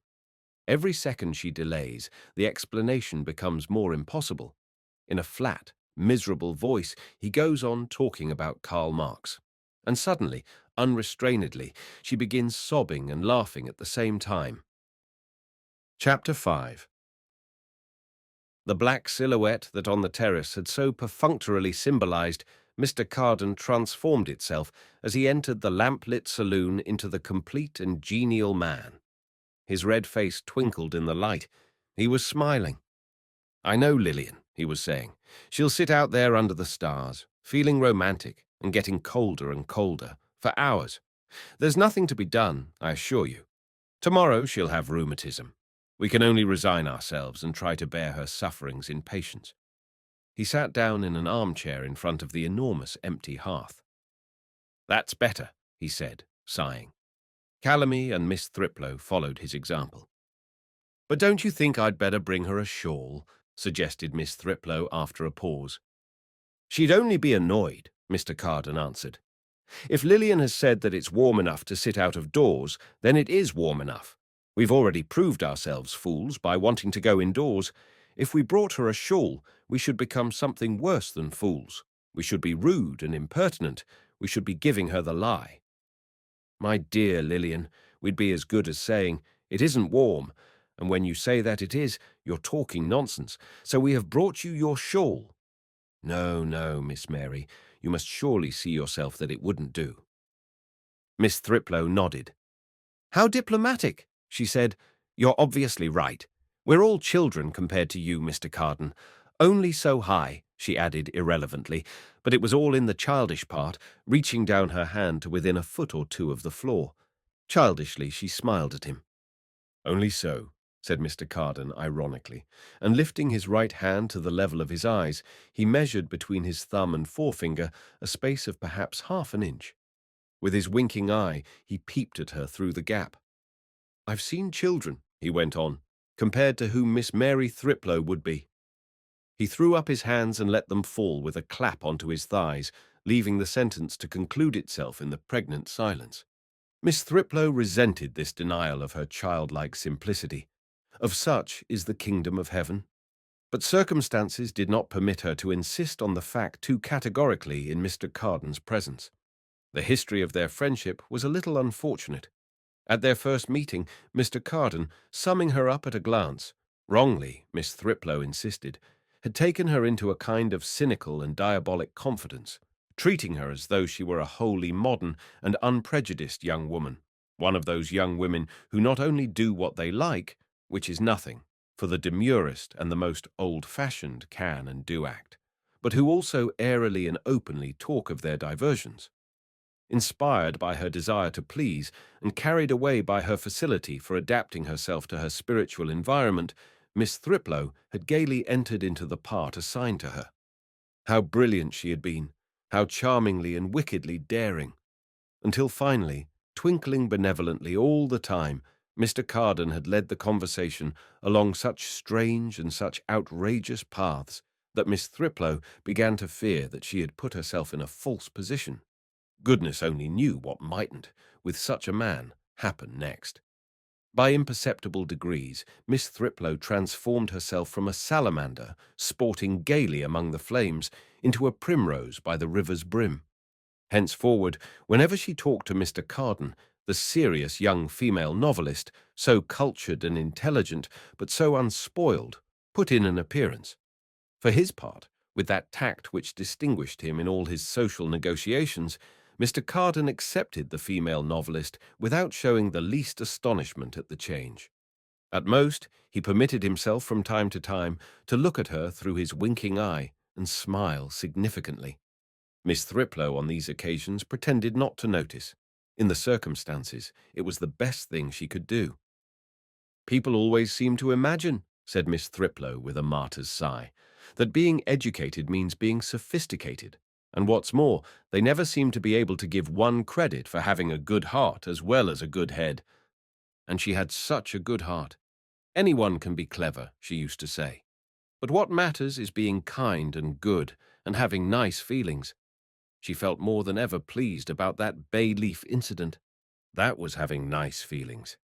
They always seem entirely to misunderstand what one writes," Miss Thriplow went on. "They like my books because they're smart and unexpected and rather paradoxical and cynical and elegantly brutal. They don't see how serious it all is. They don't see the tragedy and the tenderness underneath. You see," she explained, "I'm trying to do something new, a chemical compound of all the categories. Lightness and tragedy and loveliness and wit and fantasy and realism and irony and sentiment all combined. People seem to find it merely amusing, that's all."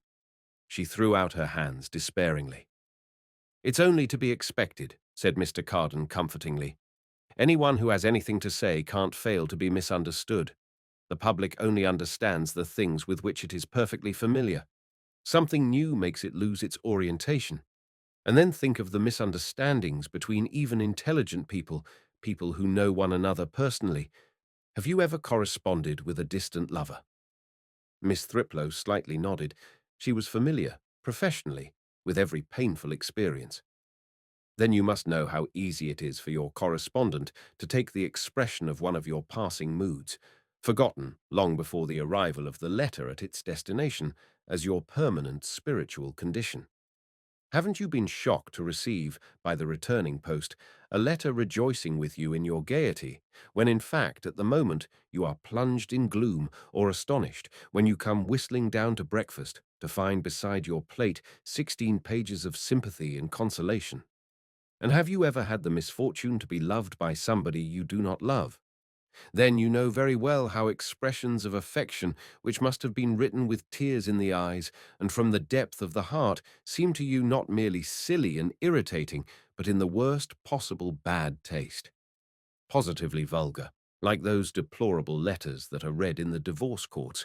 And yet these are precisely the expressions that you habitually use when writing to the person you yourself are in love with. In the same way, the reader of a book who happens to be out of tune with the author's prevailing mood will be bored to death by the things that were written with the greatest enthusiasm. Or else, like the faraway correspondent, he may seize on something which for you was not essential, to make of it the core and kernel of the whole book. And then, you admitted it yourself, you make it very hard for your readers. You write sentimental tragedies in terms of satire, and they see only the satire. Isn't it to be expected? "There's something in that, of course," said Miss Thriplow. "But not everything," she added to herself.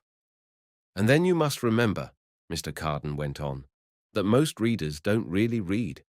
When you reflect that the pages which cost a week of unremitting and agonizing labor to write are casually read through, or more likely, skipped through, in a few minutes, you cannot be surprised if little misunderstandings between author and reader should happen from time to time.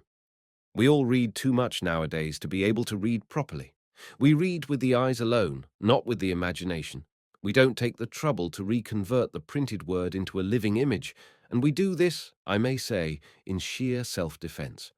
For though we read an enormous number of words, 990 out of every 1,000 of them are not worth reading properly, are not even susceptible of being read except superficially, with the eye alone. Our perfunctory reading of nonsense habituates us to be careless and remiss with all our reading, even of good books.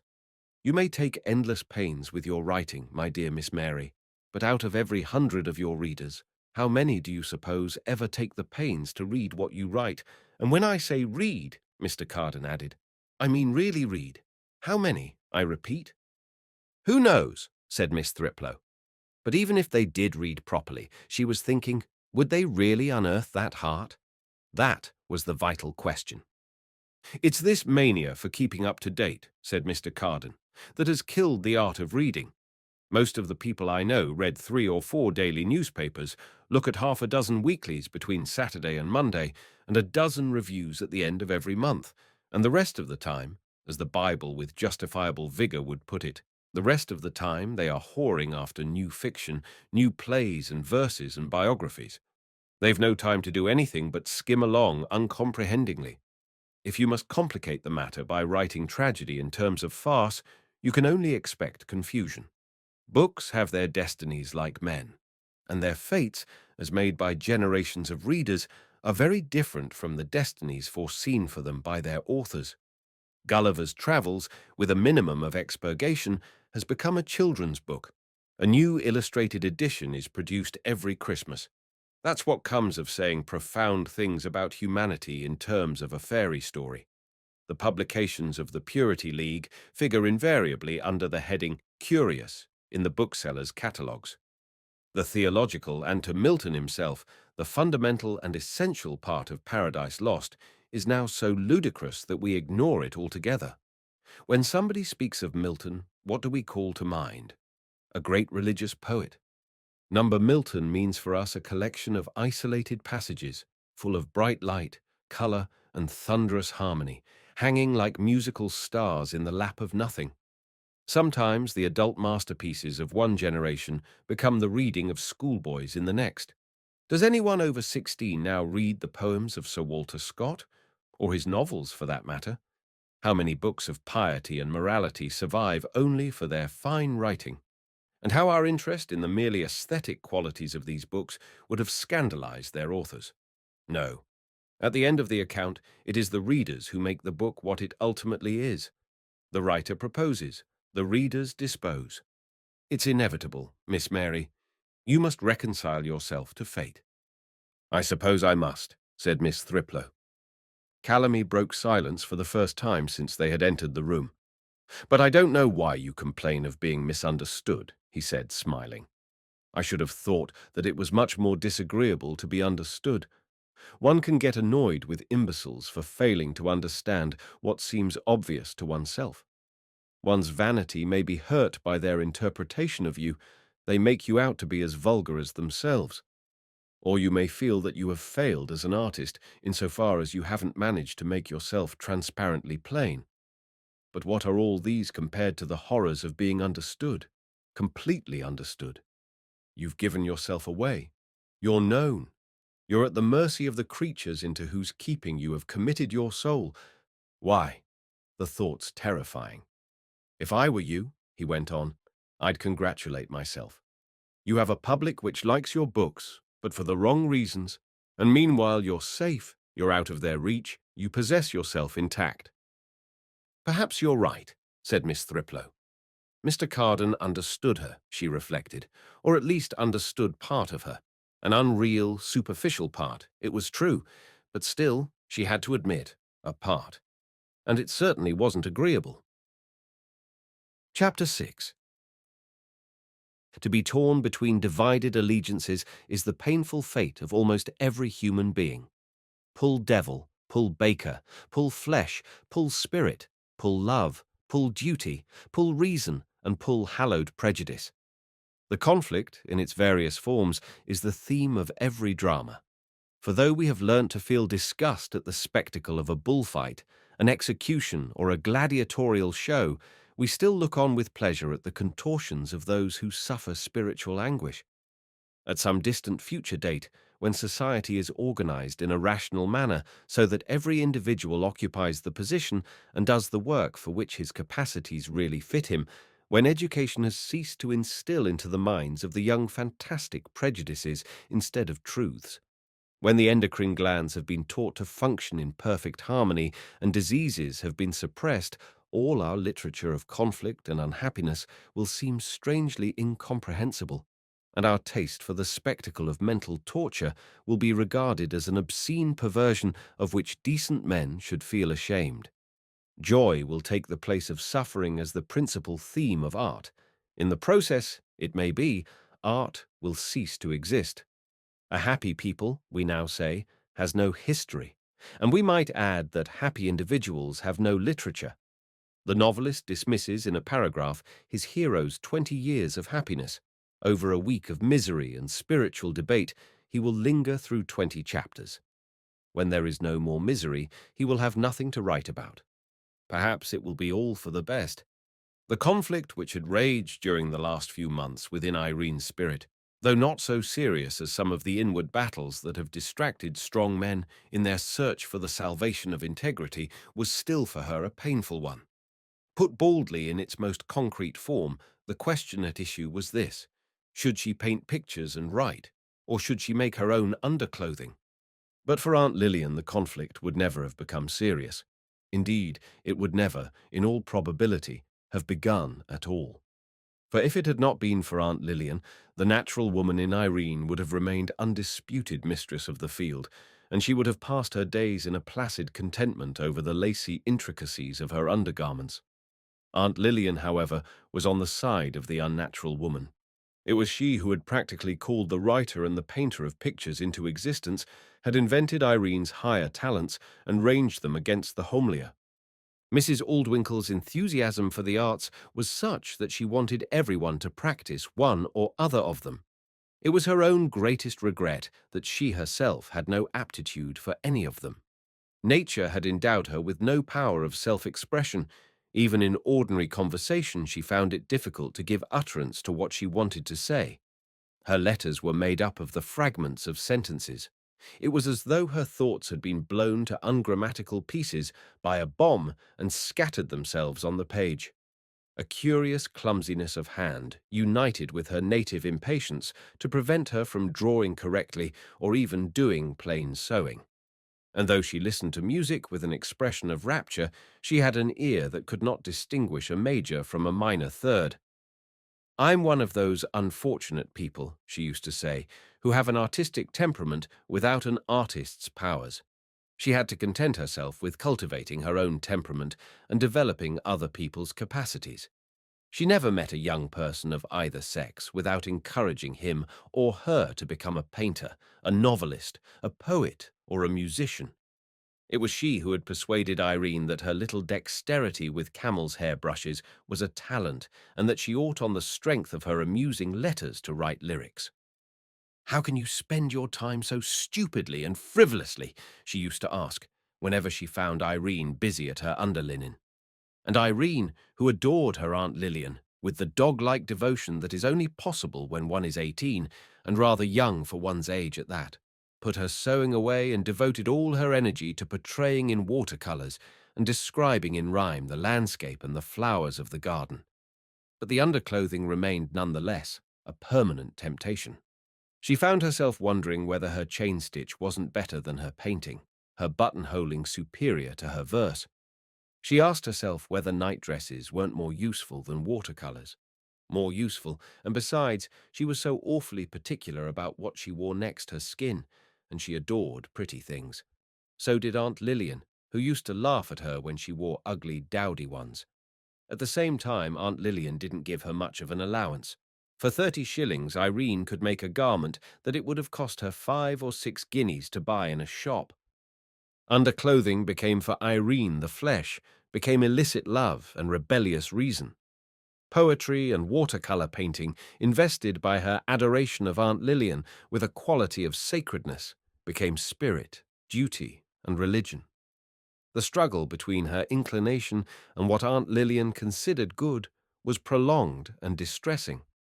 On nights like this, however, the natural woman faded completely out. Under the stars, in the solemn darkness, how could one think of underclothing? And Aunt Lillian was being so affectionate. Still, it certainly was rather cool. Art's the great thing, Mrs. Aldwinkle was saying earnestly, the thing that really makes life worth living and justifies one's existence. When Mr. Carden was away, she let herself go more confidently on her favorite themes, and Irene, sitting at her feet, leaning against her knee, couldn't help agreeing. Mrs. Aldwinkle stroked the girl's soft hair, or with combing fingers disordered its sleek surface. Irene shut her eyes. Happily, drowsily, she listened. Mrs. Aldwinkle's talk came to her in gusts. Here a phrase, there a phrase. Disinterested, she was saying. Disinterested. Mrs. Aldwinkle had a way, when she wanted to insist on an idea, of repeating the same word several times. Disinterested. It saved her the trouble of looking for phrases which she could never find, of making explanations which always turned out, at the best, rather incoherent. Joy in the work for its own sake. Flaubert spent days over a single sentence. Wonderful. Wonderful, Irene echoed. A little breeze stirred among the bay trees. Their stiff leaves rattled dryly together, like scales of metal. Irene shivered a little. It was downright cold. It's the only really creative. Mrs. Aldwinkle couldn't think of the word activity and had to content herself with making a gesture with her free hand. Through art, man comes nearest to being a god. A god. The night wind rattled more loudly among the bay leaves. Irene crossed her arms over her chest, hugging herself to keep warm. Unfortunately, this boa of flesh and blood was itself sensitive. Her frock was sleeveless. The warmth of her bare arms drifted off along the wind. The temperature of the surrounding atmosphere rose by 100 billionth of a degree. It's the highest life, said Mrs. Aldwinkle. It's the only life. Tenderly she rumpled Irene's hair, and at this very moment Mr. Falx was meditating, at this very moment, on tramcars in the Argentine, among Peruvian guano beds, in humming power stations at the foot of African waterfalls, in Australian refrigerators packed with slaughtered mutton, in the heat and darkness of Yorkshire coal mines, in tea plantations on the slopes of the Himalaya, in Japanese banks, at the mouth of Mexican oil wells, in steamers walloping along across the China Sea.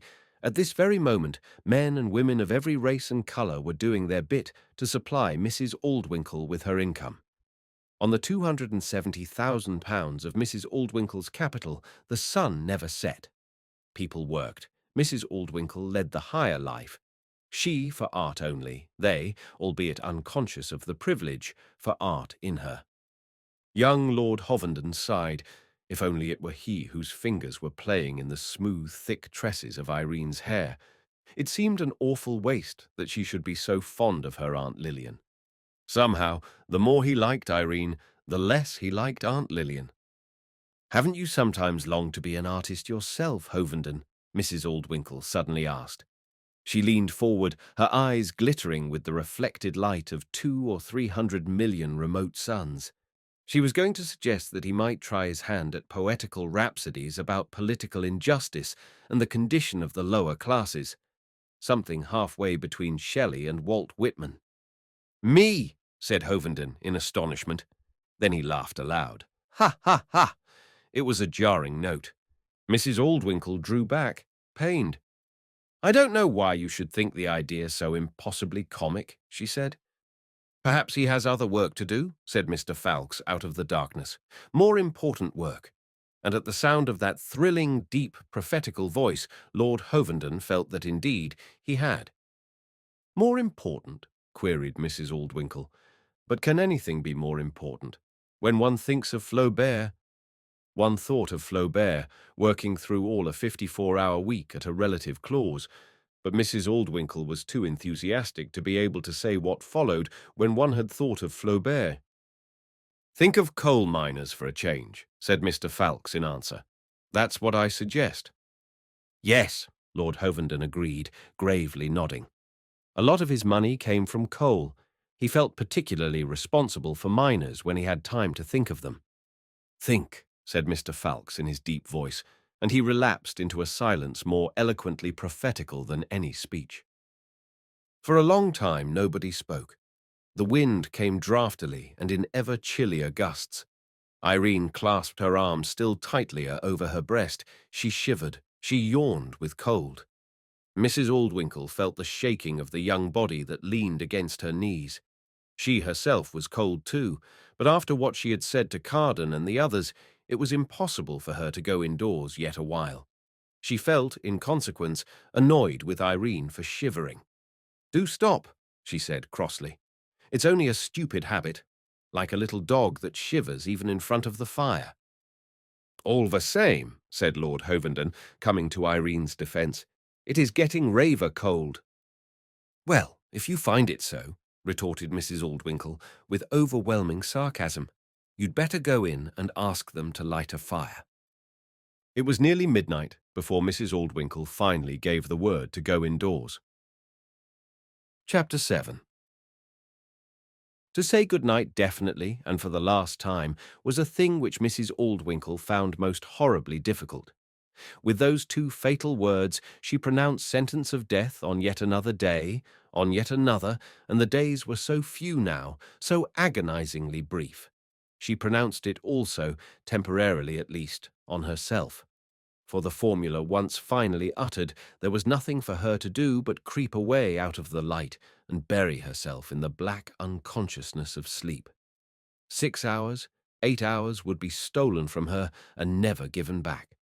And what marvelous things might not be happening while she was lying dead between the sheets. Extraordinary happinesses might present themselves, and finding her asleep and deaf to their calling, pass on. Or someone, perhaps, would be saying the one supremely important, revealing, apocalyptic thing that she had been waiting all her life to hear. There! She could imagine somebody winding up. That's the secret of the universe. What a pity poor Lillian should have gone to bed. She would have loved to hear it. Good night.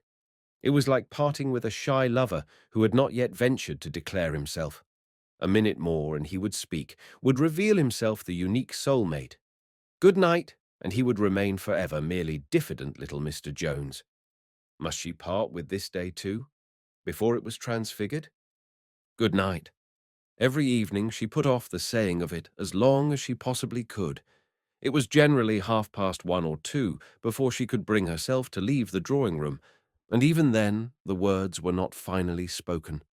For on the threshold of her bedchamber she would halt, desperately renewing the conversation with whichever of her guests had happened to light her upstairs. Who knew?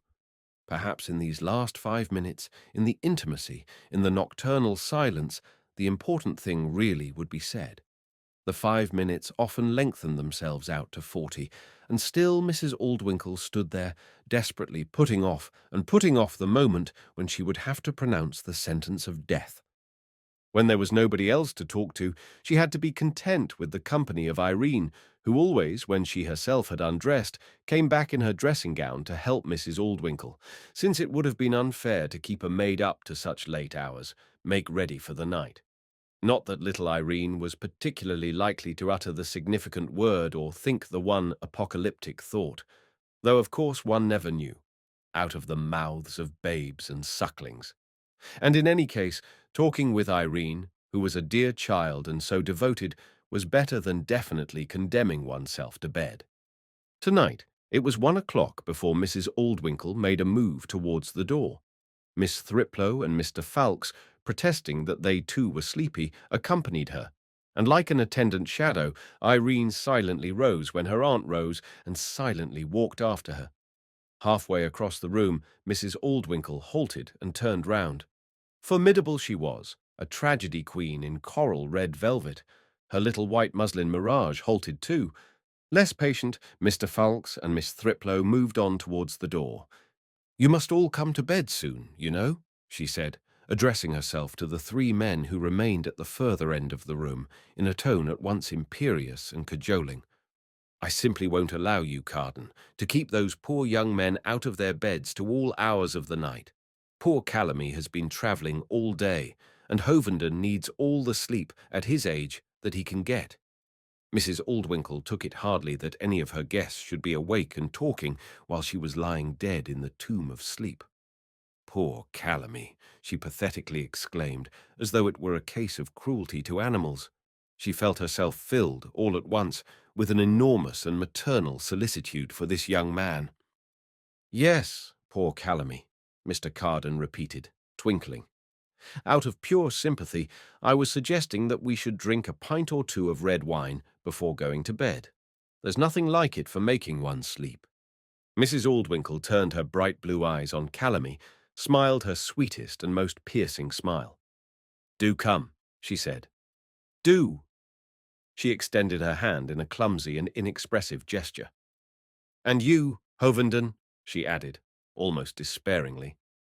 Hovenden looked uncomfortably from Mr. Carden to Calamy, hoping that one or other of them would answer for him. "We shan't be long," said Calamy. "The time to drink a glass of wine, that's all. I'm not a bit tired, you know, and Carden's suggestion of Chianti is very tempting." "Ah, well," said Mrs. Aldwinkle, "if you prefer a glass of wine." She turned away with a sad indignation and rustled off towards the door, sweeping the tiled floor with the train of her velvet dress.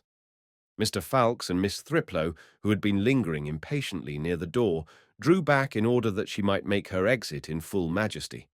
With a face that looked very gravely out of the little window in her bell of copper hair, Irene followed. The door closed behind them. Calamy turned to Mr. Carden. "If I prefer a glass of wine," he repeated on a note of interrogation. "But prefer it to what?" She made it sound as if I had had to make a momentous and eternal choice between her and a pint of Chianti, and had chosen the Chianti. It passes my understanding. "Ah, but then you don't know Lillian as well as I do," said Mr. Carden. "And now let's go and hunt out that flask and some glasses in the dining room." Halfway up the stairs, they were a grand and solemn flight, loping gradually upwards under a slanting tunnel of barrel vaulting. Mrs. Aldwinkle paused. "I always think of them," she said ecstatically, "going up, coming down. Such a spectacle." "Who?" asked Mr. Falx. "Those grand old people." "Oh, the tyrants!"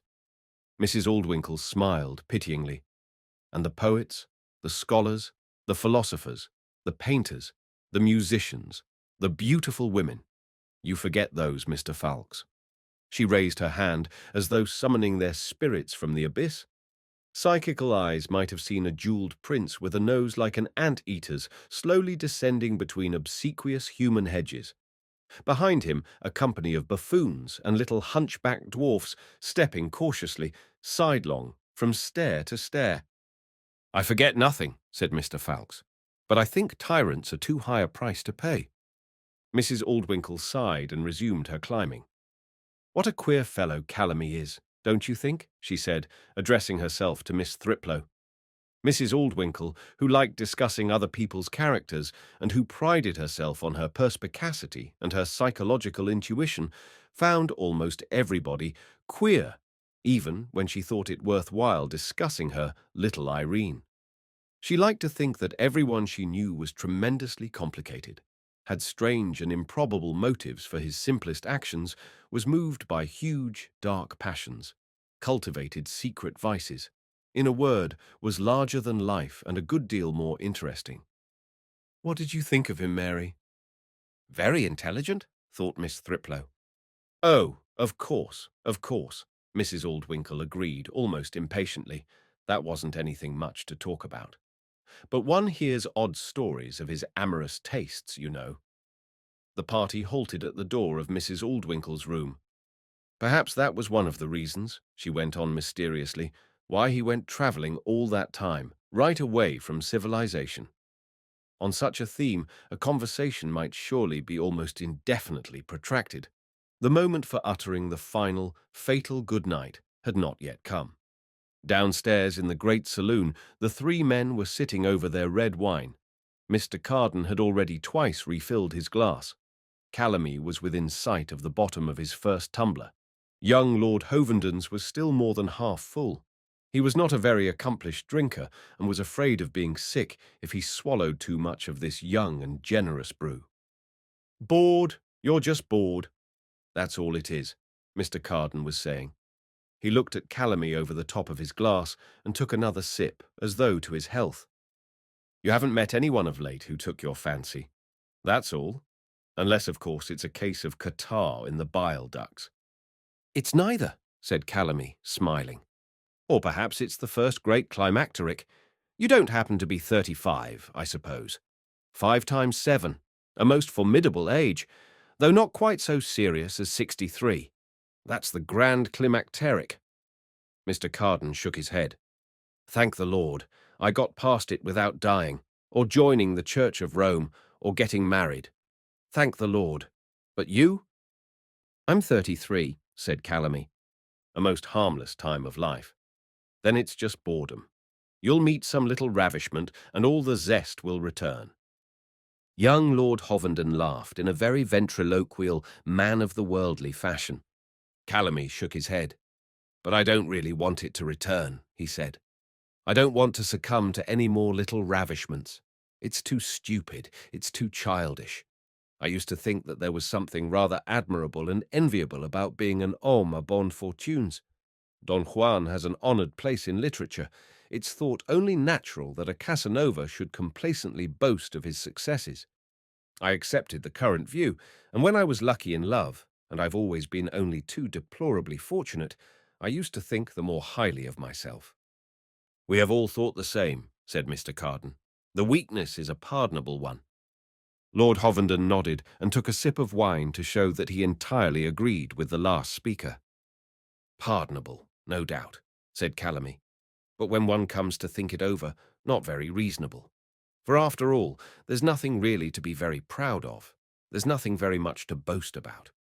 Consider first of all the other heroes who have had the same sort of successes, more notable, very probably, and more numerous than one's own. Consider them.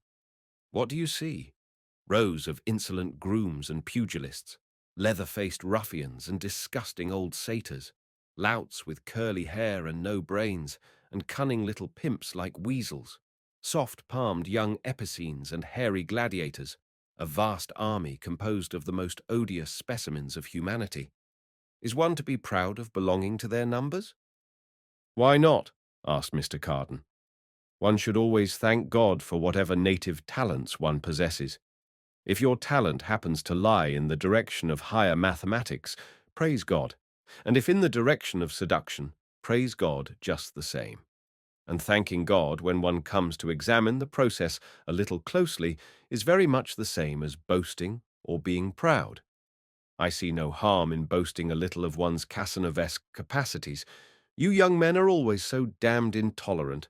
You won't allow anyone to go to heaven or hell or nowhere, whichever the case may be, by any road except the one you happen to approve of. You should take a leaf out of the Indian's book. The Indians calculate that there are 84,000 different types of human beings, each with its own way of getting through life. They probably underestimate." Calamy laughed. "I only speak for my type," he said. "And Hovenden and I for ours," said Mr. Carden. "Don't we, Hovenden?" "Oh, yes, yes, of course," Lord Hovenden answered, and for some reason he blushed. "Proceed," said Mr. Carden, refilling his glass. "Well then," Calamy went on, "belonging to the species I do belong to, I can't take much satisfaction in these successes, the more so when I consider their nature. For either you're in love with the woman or you aren't. Either you're carried away by your inflamed imagination, for after all, the person you're really violently in love with is always your own invention and the wildest of fancies, or by your senses and your intellectual curiosity. If you aren't in love, it's a mere experiment in applied physiology, with a few psychological investigations thrown in to make it a little more interesting. But if you are, it means that you become enslaved, involved, dependent on another human being in a way that's positively disgraceful, and the more disgraceful, the more there is in you to be enslaved and involved." "It wasn't Browning's opinion," said Mr. Carden. "The woman yonder, there's no use in life, but just to obtain her." "Browning was a fool," said Calamy. But Lord Hovenden was silently of opinion that Browning was quite right. He thought of Irene's face, looking out of the little window in the copper bell. Browning belonged to another species, Mr. Carden corrected. A foolish species, I insist, said Calamy. Well, to tell the truth, Mr. Carden admitted, closing his winking eye a little further, I secretly agree with you about that.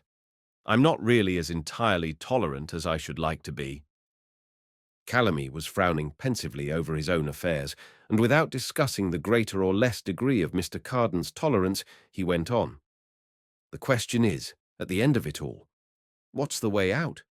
What's to be done about it? For it's obvious, as you say, that the little ravishments will turn up again, and appetite grows with fasting. And philosophy, which knows very well how to deal with past and future temptations, always seems to break down before the present, the immediate ones. Happily, said Mr. Carden. For when all is said, is there a better indoor sport? Be frank with me. Is there? Possibly not, said Calamy, while young Lord Hovenden smiled at Mr. Carden's last remark, but unenthusiastically, in a rather painful indecision between amusement and horror. But the point is, aren't there better occupations for a man of sense than indoor sports, even the best of indoor sports? No, said Mr. Carden with decision. For you, perhaps, there mayn't be. But it seems to me, Calamy went on, that I'm beginning to have had enough of sports, whether indoor or out of door. I'd like to find some more serious occupation. But that's easier said than done. Mr. Carden shook his head. For members of our species, it's precious hard to find any occupation that seems entirely serious. Eh? Calamy laughed, rather mournfully. That's true, he said, but at the same time the sports begin to seem rather an outrage on one's human dignity. Rather immoral, I would say, if the word weren't so absurd. Not at all absurd, I assure you, when used as you use it. Mr. Carden twinkled more and more genially over the top of his glass. As long as you don't talk about moral laws and all that sort of thing, there's no absurdity. For it's obvious there are no moral laws. There are social customs on one hand, and there are individuals with their individual feelings and moral reactions on the other. What's immoral in one man may not matter in another. Almost nothing, for example, is immoral for me. Positively, you know, I can do anything and yet remain respectable in my own eyes, and in the eyes of others not merely wonderfully decent, but even noble. Ah, what avail the loaded dice? Ah, what the tubs of wine? What every weakness, every vice? Tom Carden, all were thine. I won't bore you with the rest of this epitaph, which I composed for myself some little time ago. Suffice to say that I point out in the 2 subsequent stanzas that these things availed absolutely nothing, and that, malgré tout, I remained the honest, sober, pure, and high-minded man that everyone always instinctively recognizes me to be. Mr. Carden emptied his glass and reached out once more for the fiasco. You're fortunate, said Calamy. It's not all of us whose personalities have such a natural odor of sanctity that they can disinfect our septic actions and render them morally harmless. When I do something stupid or dirty, I can't help feeling that it is stupid or dirty. My soul lacks virtues to make it wise or clean, and I can't dissociate myself from what I do. I wish I could. One does such a devilish number of stupid things one doesn't want to do. If only one could be a hedonist and only do what was pleasant. But to be a hedonist, one must be wholly rational. There's no such thing as a genuine hedonist. There never has been. Instead of doing what one wants to do, or what would give one pleasure, one drifts through existence doing exactly the opposite, most of the time, doing what one has no desire to do, following insane promptings that lead one, fully conscious, into every sort of discomfort, misery, boredom, and remorse. Sometimes, Calamy went on, sighing, I positively regret the time I spent in the army during the war. Then, at any rate, there was no question of doing what one liked. There was no liberty, no choice. One did what one was told, and that was all. Now I'm free. I have every opportunity for doing exactly what I like, and I consistently do what I don't like. "But do you know exactly what you do like?" asked Mr. Carden. Calamy shrugged his shoulders. "Not exactly," he said. "I suppose I should say reading and satisfying my curiosity about things, and thinking. But about what, I don't feel perfectly certain. I don't like running after women. I don't like wasting my time in futile social intercourse, or in the pursuit of what is technically known as pleasure. And yet, for some reason, and quite against my will, I find myself passing the greater part of my time immersed in precisely these occupations. It's an obscure kind of insanity." Young Lord Hovenden, who knew that he liked dancing and desired Irene Aldwinkle more than anything in the world, found all this a little incomprehensible. "I can't see what there is to prevent a man from doing what he wants to do, except," he qualified, remembering the teaching of Mr. Falx, "economic necessity." "And himself," added Mr. Carden. "And what's the most depressing of all," Calamy went on, without paying attention to the interruption, "is the feeling that one will go on like this forever, in the teeth of every effort to stop. I sometimes wish I weren't externally free, for then at any rate I should have something to curse at for getting in my way other than my own self. Yes, positively, I sometimes wish I were a navvy." "You wouldn't if you had ever been one," said Lord Hovenden gravely and with a knowing air of speaking from personal experience. Calamy laughed. "You're perfectly right," he said, and drained his glass. "Shouldn't we think of going to bed?" Chapter 8. To Irene fell the privilege every evening of brushing her aunt's hair. For her, these midnight moments were the most precious in the day. True, it was sometimes an agony for her to keep awake, and the suppression of yawns was always painful. 3 years of incessant practice had not yet accustomed her to her Aunt Lilian's late hours. Aunt Lilian used to twit her sometimes on her childish longing for sleep. At other times she used to insist, very solicitously, that Irene should rest after lunch and go to bed at 10. The teasing made Irene feel ashamed of her babyishness. The solicitude made her protest that she wasn't a baby, that she was never tired and could easily do with 5 or 6 hours sleep a night. The important thing, she had found, was not to be seen yawning by Aunt Lilian, and always to look fresh and lively. If Aunt Lilian noticed nothing, there was neither teasing nor solicitude. But in any case, every inconvenience was paid for 1,000 times by the delights of these confidential conversations in front of the dressing-table mirror. While the young girl brushed and brushed away at the long tresses of pale golden-brown hair, Mrs. Aldwinkle, her eyes shut, and with an expression of beatitude on her face, for she took a cat's pleasure in the brushing, would talk, spasmodically, in broken sentences, of the events of the day, of her guests, of the people they had met, or of her own past, of plans for the future, hers or Irene's, of love.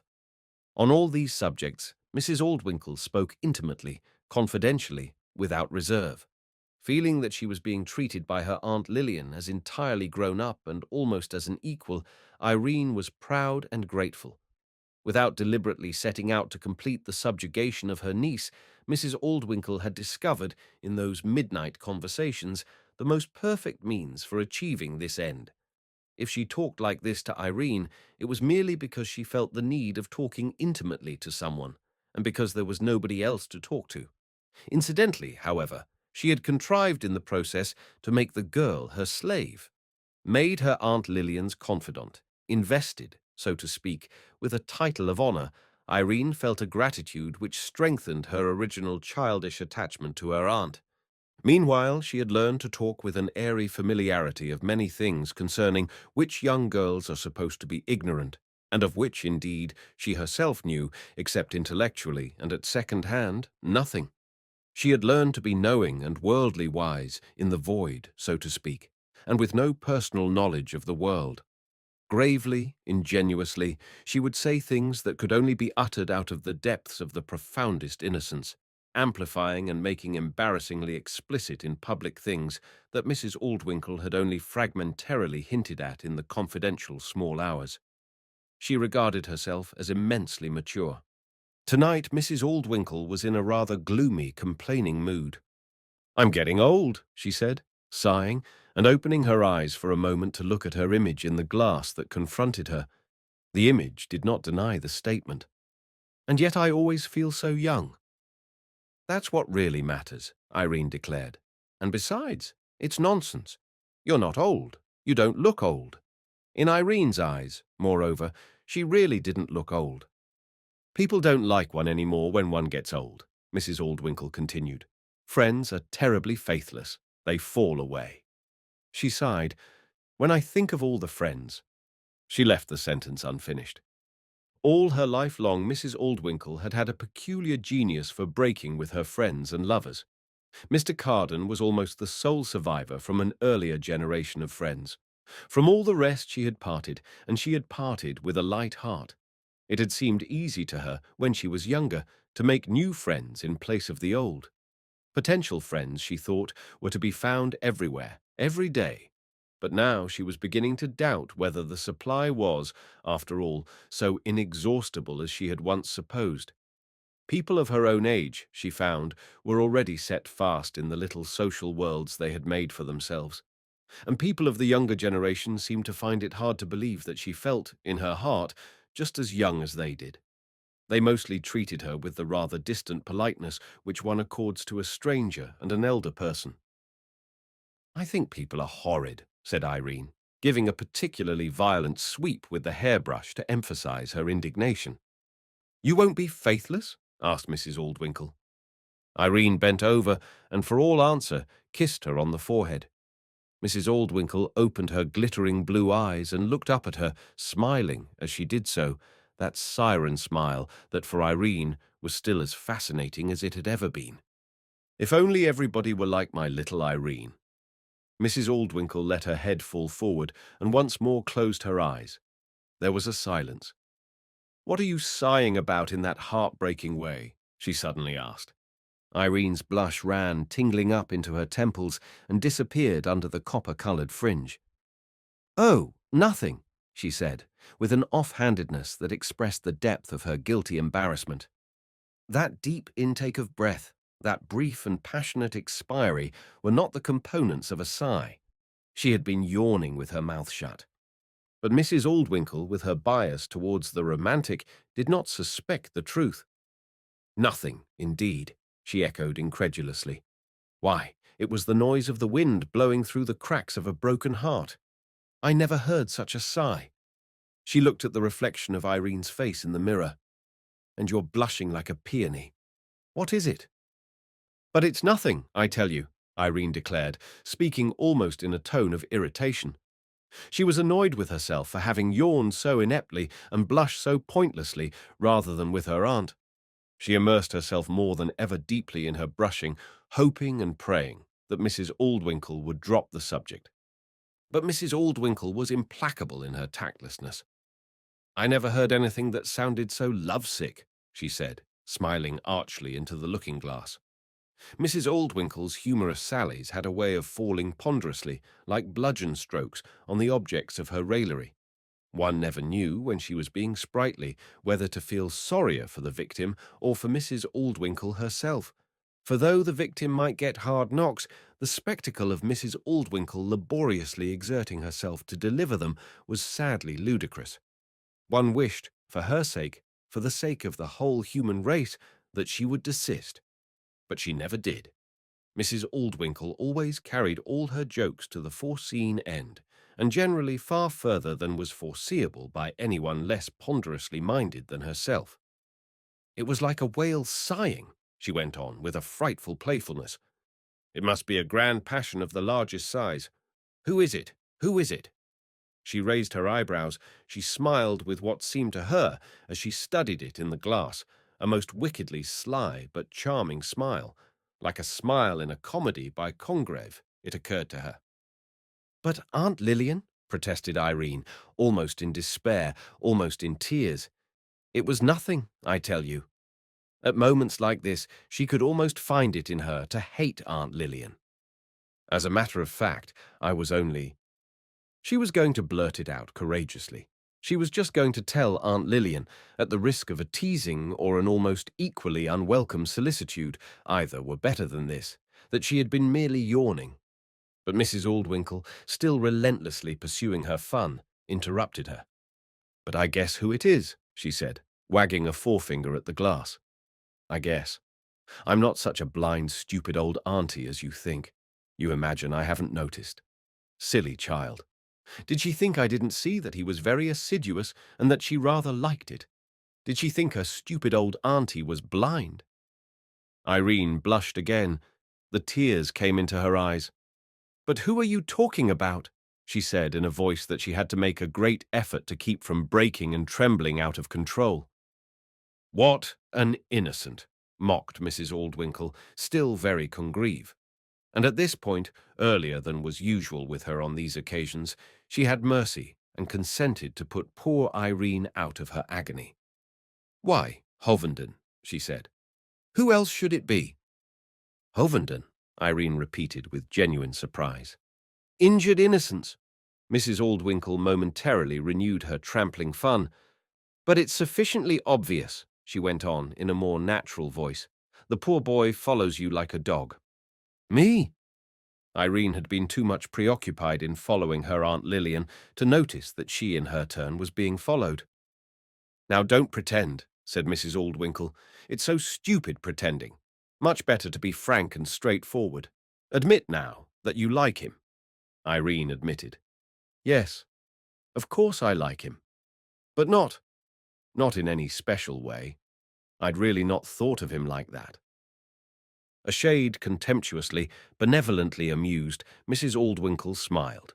She forgot her depression, forgot her causes of personal complaint against the universal order of things.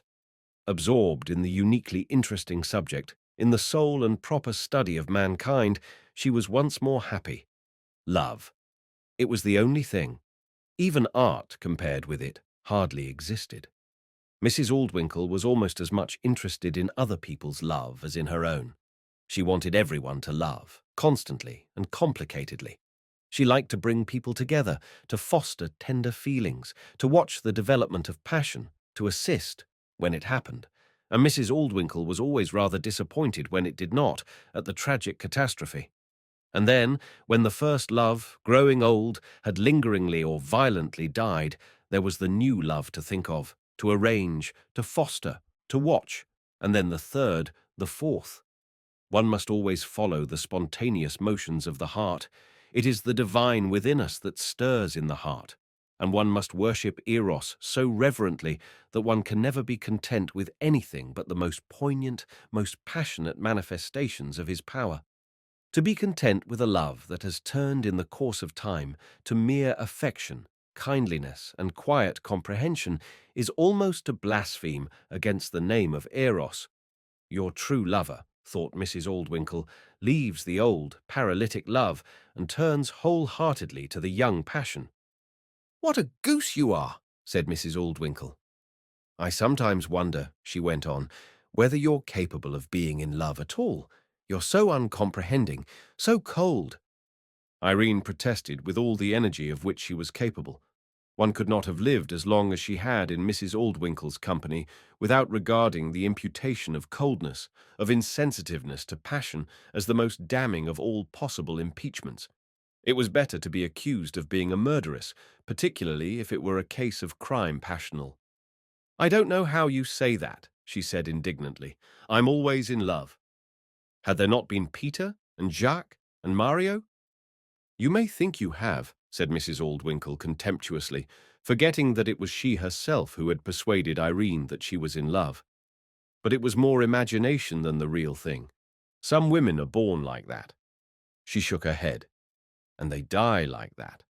One might have inferred from Mrs. Aldwinkle's words and the tone of her voice that Irene was a superannuated spinster of 40, proved conclusively, after 20 years of accumulated evidence, to be incapable of anything remotely resembling an amorous passion. Irene made no answer, but went on brushing her aunt's hair.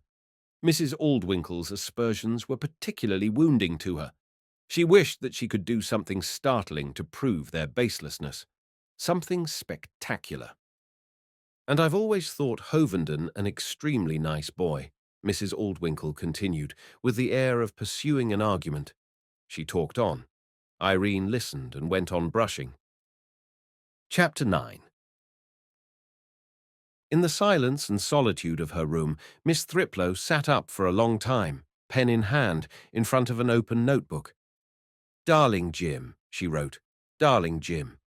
Today you came back to me so suddenly and unexpectedly that I could almost have cried aloud in front of all those people. Was it an accident that I picked that stiff leaf from Apollo's tree and crushed it to fragrance between my fingers? Or were you there? Was it you who secretly whispered to the unconscious part of me, telling me to pick that leaf? I wonder.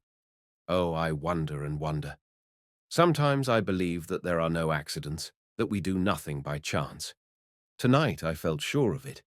But I wonder what made you want to remind me of Mr. Chigwell's little shop at Weltringham. Why did you want to make me see you sitting in the barber's chair, so stiff and grown up, with the wheel of the mechanical brush still turning overhead, and Mr. Chigwell saying, "Hair's very dry, Mr. Thriplow," and the rubber driving band used always to remind me? Miss Thriplow recorded the simile of the wounded snake, which had first occurred to her this evening. There was no particular reason why she should have antedated the conceit and attributed its invention to her childhood. It was just a question of literary tact. It seemed more interesting if one said that it had been made up when one was a child. That was all. I ask myself whether there is any particular significance in this reminder. Or perhaps it's just that you find me neglectful and unremembering. Poor darling, darling Jim, and take whatever opportunity offers of reminding me that you existed, that you still exist. Forgive me, Jim. Everybody forgets. We should all be kind and good and unselfish if we always remembered that other people are just as much alive and individual and complicated as we are, remembered that everybody can be just as easily hurt, that everybody needs love just as much, that the only visible reason why we exist in the world is to love and be loved. But that's no excuse for me. It's no excuse for anyone to say that other people are just as bad. I ought to remember more. I oughtn't to let my mind be choked with weeds. It's not only the memory of you that the weeds choke. It's everything that's best and most delicate and finest. Perhaps you reminded me of Mr. Chigwell and the bay rum in order to remind me at the same time to love more and admire more and sympathize more and be more aware. Darling Jim. She put down her pen, and looking out through the open window at the starry sky, she tried to think of him, tried to think of death. But it was difficult to think of death. It was difficult, she found, to keep the mind uninterruptedly on the idea of extinction, of non-life instead of life, of nothingness. In books one reads about sages meditating. She herself had often tried to meditate, but somehow it never seemed to come to much. All sorts of little irrelevant thoughts kept coming into her head. There was no focusing death, no keeping it steadily under the mind's eye. In the end, she found herself reading through what she had written, putting in a stop here and there, correcting slips in the style where it seemed to be too formal, too made up, insufficiently spontaneous and unsuitable to the secret diary. At the end of the last paragraph, she added another, "Darling Jim," and she repeated the words to herself, aloud, again and again. The exercise produced its usual effect. She felt the tears coming into her eyes. The Quakers pray as the Spirit moves them, but to let oneself be moved by the Spirit is an arduous business. Kindlier and more worldly churches, with a feeling for human weakness, provide their worshippers with rituals, litanies, beads, and prayer wheels. Darling Jim, darling Jim. Miss Thriplow had found the form of words for her worship. Darling Jim. The tears did her good. She felt better, kinder, softer. And then suddenly she seemed to be listening to herself from outside. Darling Jim. But did she really care at all? Wasn't it all a comedy, all a pretense? He had died so long ago. He had nothing to do with her now. Why should she care or remember? And all this systematic thinking about him, this writing of things in a secret diary devoted to his memory, wasn't all that merely for the sake of keeping her emotions in training? Wasn't she deliberately scratching her heart to make it bleed, and then writing stories with the red fluid? Miss Thriplow put away the thoughts as soon as they occurred to her, put them aside indignantly. They were monstrous thoughts, lying thoughts. She picked up her pen again and wrote, very quickly, as though she were writing an exercising spell, and the sooner it had been put on paper, the sooner the evil thoughts would vanish. "Do you remember, Jim, that time we went out in the canoe together and nearly got drowned?"